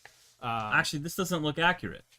Looking at Daniel's thing, this looks like white, black, blue for this. Yeah. So yeah, I guess it is. I guess the blue is just the Talon. Yeah, the Talion, and then the Threadbind. The Threadbind click. Yeah, which I believe is the adventure. So there's a single island and a single grotto in his deck, so no Evolving Wilds to get it, so we'll see if that ever comes up to bite him. And then Paul, on the other hand, as you see, a little bit of everything. Yeah, Paul's list is a little interesting. We have the absolute bomb of Archon of the Wild Rose. Yeah. Tell me about Archon. So Archon, the 4-mana 4/4 flyer, we saw it at the very last turn of the game, previous round. But giving all of your enchanted creatures base power and toughness 4/4 and flying. So it's not just the pump, but also the evasion is going to be pretty powerful. He also has an absolute animal in Virtue of Loyalty. Oh, I was watching him play yeah. against Nicholas 2, the mound before this, and that Virtue in Limited is just disgustingly good. I mean, not only are you growing all of your creatures, you are also giving them all effectively vigilance. So Daniel here starting with his tapper, and we're off. Let's see how this game turns out. Paul looks like he has a few removal spells in hand. Deciding to keep the tapper alive. Let's comment on Paul's lands. You see 1 plains and 1 mountain. That's the plains and mountain count in the deck. Those are. So how do we feel about this crazy turn 1, turn 2 here? This is wild. I mean, I think I spy a forest in his hand, but ultimately playing your splash colors like that isn't where you want to be. I see 2 forms of red removal though. That's insane. Yeah. So then we're gonna Virtue. Make a knight, and I'm pretty sure you just might snap off this block here just to get rid of the tapper. But looks like he just might. Okay, untap with it. And then, wow, the Archon there without the double white. That's pretty rough. He has the 2 forests in hand. Jeez. If he gets that second white for the Archon or for the Virtue, he'll be pretty well shaped. It's gonna be disgusting if he hits it for the Virtue. Yeah, and a lot of people think with the adventures you have like almost a free roll of playing a splash land, but when you have double pips, especially for your bombs, it can definitely bite you. His green splash is interesting, or his green base is interesting. We have Brave the Wilds, Okay. Elvis Archivist. Oh, wow, and he just played the Elvish Archivist Yeah, there. Elvis Archivist is a very interesting card. I really think the card is sweet. I mean, 2 1/1 counters for a food token? That's pretty powerful. Yeah. Uh, And then we have a Hamlet Glutton. Hamlet Glutton. Yeah, Hamlet Glutton we've seen earlier. It's quite the card. Yeah. And so is Troublemaker Oop, which is also in his list. So I'm curious to see, like, Paul has a very rounded list here. It looks like he's got a lot going on and a lot of things that he's wanting to accomplish here, Yeah. but it feels kind of rough not having double white early with the Archon in hand. Yeah, I mean, you have all those bombs. Oh, that's massive. Wow. Yeah, that combat don't feel so good blocking now. No. But I was saying you have all of these like end game threats. You have your Glutton, you have your Virtue, you have your Archon, Archon mid game. But if you can't get there with the lands that you have available, and getting rid of his Archivist there is huge, because now getting into the mid game, he drew his island, which is not the land that he was looking for. Yeah, he's got no luck like Alex had earlier with the Prismatic Omen, right? True. Omen would be absolutely dumpster fire like disgusting here. Yeah, to have any type of like consistent fixing, I feel like you need to have that, and even just one Evolving Wilds, which I don't know if Paul even has, so it's pretty rough. Screen Puff. Wow. Foil Screen Puff. Even better. Oh, Valid Stance. Oh, Oh. that feels bad. Yeah. But I mean, he has another forest. Wow. I don't think we care. We just domed the Screen Puff. Yeah, true. I mean, we care, but like, are we allowed to care that much? I don't think we're allowed to care that much after we just got off Screen Puff. That was massive. But now he's in the weird situation where he's hoping to draw a land Of another color. Of another color. So not No only, more forests. like normally in this position, like Paul doesn't really have much action going on. You're hoping for any non-land in the deck, So looking at this, Yeah. we can't draw another plains, or I'm sorry, an island or a mountain. Okay. We can only draw plains and forests. So at this point, any land is going to Oh, be we're casting Italian. What number do you pick blind in this? Do you have a thought on it? I'm gonna say 3. I've been going between like 3 and 4, but I think 3 is pretty good. Can we have a piece of paper to indicate that, Steven, for the number? Yeah, let's see what Like a sticky note with the number wrote down, stuck next to it, please, so we can show chat what number that Talion's on. yeah, and remember it for the game. Yeah, I've been able to get around my opponent's Talion so far because there is a good variety of different mana values for removals. Hey, Steven, can we please have Daniel use a sticky note to indicate what number that Talion's on for chat? Just have him write the number on a sticky note. Or is it dead? Never mind. It's dead. Never mind, it's dead. That is a cut-in. We don't need a sticky note. We have the answer here. Okay, that's disgusting. Yeah, put a roll on the night. I mean, I was thinking that Talion was gonna sit there for a while. Like Yep. that was just aggressive. Yeah, and I mean, being able to splash off that Crystal Grotto too is pretty good.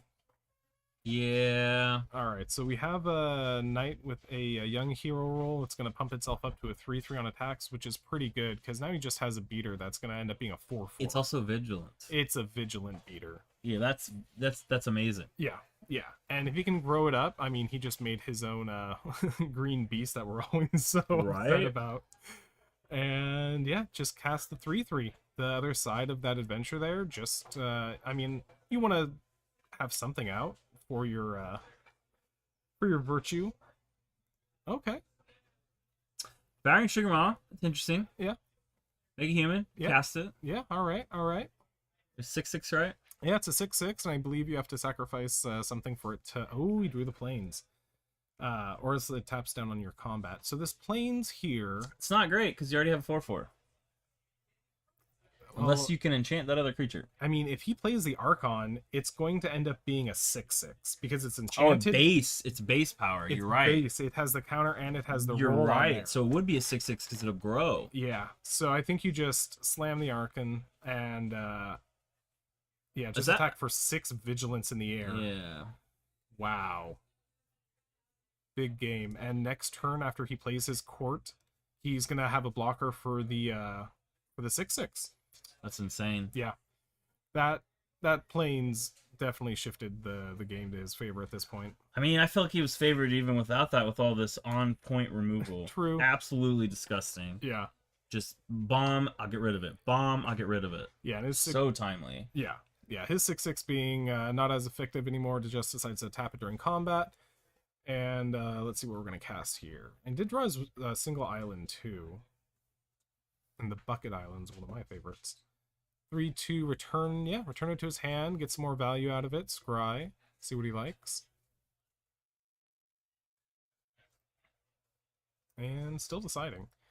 I Not sure quite what he's looking for. I'm not sure that this is gonna do much because you got 10 in the air coming next turn, right? Yeah. I mean, he's I'm just... not looking at anybody that can block in the air. So I Yeah. guess we're gonna attempt to stay alive with the food. Yeah, you have to stay alive with the food, and the next turn play the 6/6 again just to get another food, basically. You're dead. And yeah, and then you're dead. Yeah, you're dead. It's not enough. And did he just tap out? He did. So that should be the end of the game, because he doesn't have any flying, no mana to tap anything. Yeah. So this should just be an easy win here for Paul. And he has the court if need be. So I mean, I think we're just swinging just to make sure. Or just court end of turn or end of combat. I believe court's end of turn. So yeah, we just swing and think of it after, right? Yeah, I honestly don't. I think he's really looking to see- make sure because like Archon, Archon is a 4/4 flyer itself. Yeah, and it gives your other Yeah, creatures it's flying that are 10. enchanted. So that should be an easy 10 right there. But you know, when we're dealing with higher stakes, it's good to double check everything, read everything. And is that not Is 10? it not 10? Is Archon only for the turn?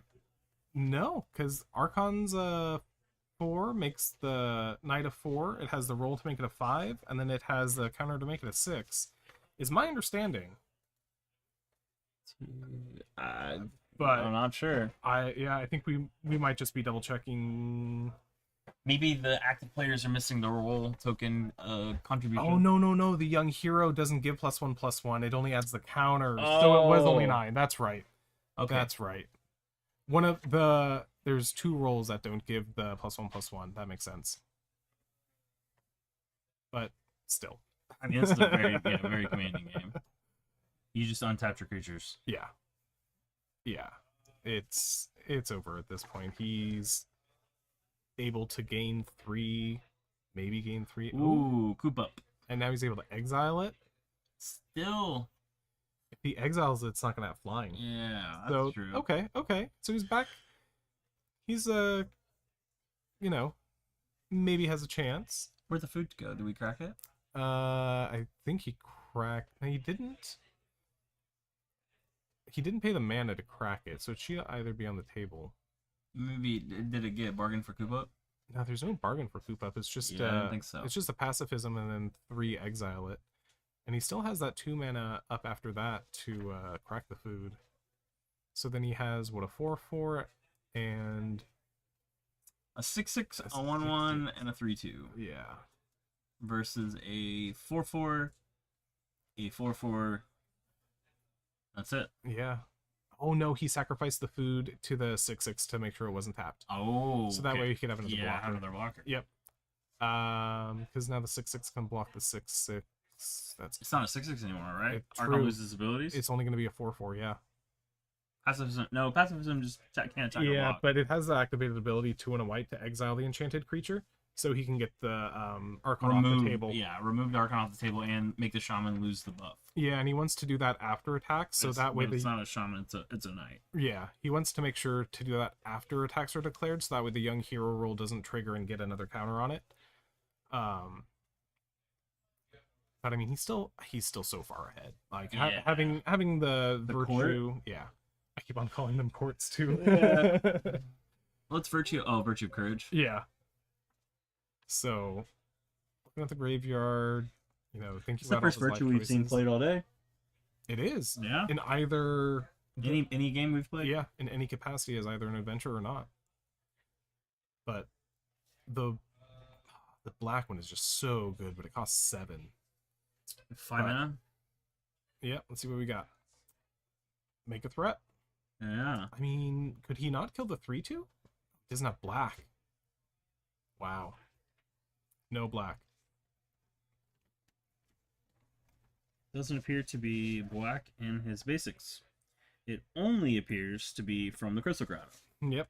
And then pass the turn there without moving to combat, and We grow our creatures.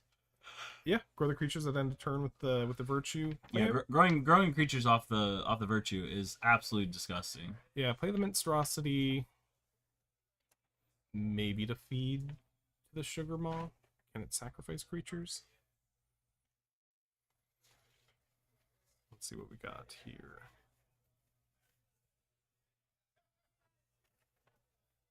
Yeah, so you can sack. Oh no, so he's gonna have to tap the sugar maw. Ooh, bitter chill. We're Yeah. scooping up a bitter chill. I mean, he didn't have anything to. No. That's just a very timely bitter chill. Yep. I don't think we're gonna see much sideboarding here, to be honest with you. No, I feel like with these a little bit more greedy decks with 4 or 5 color mana bases, sideboarding is a little bit more difficult, just because you already put all the good cards in the deck. Yeah. If anything, against aggro, against control, you might, spot check a few cards, but ultimately, I'm not sure if there's going to be too many changes. Because that's, the concession when you play those decks. You might be a little bit Yeah, slower. you're like, this is my list, and I need to make sure that I can play this list. If I start changing it, wonkiness might affect the overall curve. Yeah. I have got to say though, Paul's list is extremely greedy, and it just paid off. I mean, His all forms of removal from all colors, and he was just slamming them left and right. sometimes you just have it all. Yeah. And hey, you have your double white pit cards that can still get played. So, Yeah. The virtue and the Archon. That was insane. yeah. Insane. After Island, Forest, Mountain for so many turns. It's wild. This would be a list you'd run with land tax. Ugh. Oh, yeah. Oh. Land tax would be great in there. Ugh. Jeez. Yeah, he didn't pull a land tax. Wow, He land- did pull. No, he didn't. He pulled the As Foretold, Compulsion, Leyline of Lightning, and Leyline of Void. Oh, Stab man. Wound, Impact Tremors, Dragon Mantle. Stab Wound? He's not playing black, so I get Oh, he's that. got it in there. Oh, he has it in there. He has it in there. All right. He has one swamp. No, he's not playing the Crystal Grotto. The Crystal Grotto, that's right. Yeah, and Man, he's... his mana base is so crazy. Yeah. Wow. He's a one- Scarecrow thing too, right? No. He has... No, down here. Oh, no, there it is. Yep. Yeah, that. And the Prism. Okay, so he has Yeah. Prophetic Prism. Okay, so it's not Yeah. as bad. Prism and Scarecrow. Prism- Scarecrow's good though. Yeah. 2 mana, pay 1 once a turn, color, pay anything into it, and make it a color you want. And it's a 2-mana 2/1. Yeah, Like- I mean it's a creature. Yeah. It can deal damage. Man, I had such a disgusting play against my opponent in the pre-release. Oh, yeah? I went Scarecrow and went put Skeeter's the Skeeter's like the enchant, draw a card, lose a life, Yeah. and my opponent removed it. Oh. Removed my Scarecrow. Yeah. So I had just this like 3/2 that I was about to swing with, and then draw a card, extra card every turn. Like Yeah. it was just bananas. And then he had spot remove immediately, and I'm like, oh, blowout. Yeah. I love getting the setup for everything. The engines, I just did one last night that had the 3-mana 2/3 whenever an aura ETBs draw a card, and then I had Yenna, which is one of my favorites. Favorite rares, bomb rare that can copy enchantments, and then curved it in 3/4, and then on turn 5 I cast the 2-mana aura that gives +2/+2. Drew a card, copied it, untapped, drew a card, swung in, and I had the royal treatment for their blocks. For Ward 2 as Yeah. well. Oh, it was nasty. Gross. This is a pretty powerful synergistic set when everything kind of blends together. Oh, And yeah. you can definitely have a good variety of decks. And this limited format seems like a lot of fun. I've had so much fun playing it. It seems really like for the short time I played it, I thought it was a blast. Yeah. Yeah, there's good variety, there's good each deck archetype has representation. You could definitely have good aggro decks, good control decks, good mid-range decks, and even sometimes weird like combo-ish decks. Like you could find a lot of weird things to do with these cards. Absolutely. It's gonna be interesting to note. The winner of this match, if it's Daniel, will more than likely be seat number 1 because he had to play. True, he'll be at 15 points for the Correct. Yeah. And everybody ID'd to 13. Yeah, so Nick Nick is 12, 13, 14. So okay. Maybe 14. Nick and what's his name? Is it Daniel? Is Daniel? No, it wasn't Yeah. Daniel. Nick and there's somebody else. Yeah. Well, we have a Explorer already off the worm, played an extra land. Played the land. Wow. That's so big. And he was already on the play, so untapping with 4 mana potentially on turn 3 is going to be great for him. Paul's sitting there. Double planes. He does have double white. There's green. Yeah. What do we have? I see some blue maybe, but he has an island. Let's see what he does. There's a scarecrow. There's a scarecrow. It's a beater. I'm not sure it's gonna get anywhere, man. It has reach, but pass. What? 4 mana pass. That's Oh, that feels bad. yeah. Can't believe. Oh, his land's a handful of lands. Yeah. I mean, we have the 5/4 next turn. Yeah, but that's Oh rough. man, four man. Oh, that was your opening. Yeah. Oh, we're swinging for 2. That we did get in there. Wow. I had totally forgotten that the scarecrow has reach too. There's a lot of incidental reach They should not. for 2 mana. Yeah, they should not. What is this? The 3/2 what? Yeah, protective parents. 3/2, I believe. When it dies, you make a young hero roll. Oh, that's gonna be real good for that scarecrow. Yep. Make it a 5/4 Yeah. after some beats, but Daniel has a 5/4 of his own. So let's see, 4 mana for Paul, and yeah, he has that Threadbind click. Ooh, tap it down. But he has that instant there, which is the 3 mana destroy target tap creature. Oh my goodness! Take 5. We're at 13. Yeah, so Daniel's pretty much that on the was back foot. Brutal. He has the rat maker, but he needs blockers, and then what else does he have? Is that the X-Rat spell with haste? Oh, that. No. No. I thought it was. Oh, that would have been insane. Yeah. I was excited. So make 2 rats and then make a 2/1. So using both sides of the adventure. Oh, we make a knight. God. Oh, that's so good. And the worst part- And we need a mana and we get the virtue online. He already has the double white. Oh, he has the land in hand. Yeah. Yeah. And he has a scarecrow if need be too. But he doesn't need it. Let's have the stab wound. Stab Buena Plains. Stab wound the 2/1 on You the don't- next turn. You don't want to stab wound that because No. it dies. You want to stab wound the beanstalk guy so they can't swing. And Yeah. how long True. is it chilled out for though? Is it just a turn? No, I think it's permanent tap. Yikes! If you get that and stab wound at 2 every time, yeah, this game could be over very quickly. Yeah. I mean, I think I'm gonna play the land. I'm gonna play the virtue. yeah, you have to virtue. And then I'm gonna swing with the puppeteers to force the block or just grow out of range. Yeah, I mean, I would just attack with everything at that point because you're. You don't want to lose your scarecrow. I mean, Color fixing. true. He doesn't have a He red needs sword. or a black. Yeah, That's what the scarecrow is gonna do. Yeah. He needs the black. and yeah, just passing. I don't hate this play. Yeah, I kind of like swinging the puppet to force the block. yeah. However, Now we're out of range, so I also don't hate it. Or the parents. Or the just, parents. Yeah, put a roll on something. Yeah. So Daniel's got to think real hard because Paul has just presented such disgusting value. yeah. He put a quick clock on him. so we had a 4/4 with haste. Yep, That's not doing much. that is a card. It is a blocker. That's another. land. We're about to stab wound something. Oh yeah, stab wound the 4/4, make it a Yeah. 2/2. Yeah. I think I'd trade the scarecrow for the 2/2 or the 2/1 at this point. I don't know though. And let's see what we got. Single green. Breed the wilds. Brave the Yep. wilds. Yep, and he's gonna sacrifice the enchantment. Enchantment trigger scry, I believe, but he's gonna shuffle anyway. Why are we getting rid of Chill Out? So that way he can bargain away that and make one of his lands a 3/3. I'm not sure I like that. Because then the I- worm untaps. He has a oh, he gets to draw off the bitter chill when it dies, so it's just not the scry effect. But he has the instant that can destroy a tapped creature, so he doesn't particularly care about it that much. Yeah, get the mountain, and Maybe he's just super worried about the mountain now because if the scarecrow dies, he can't color fix.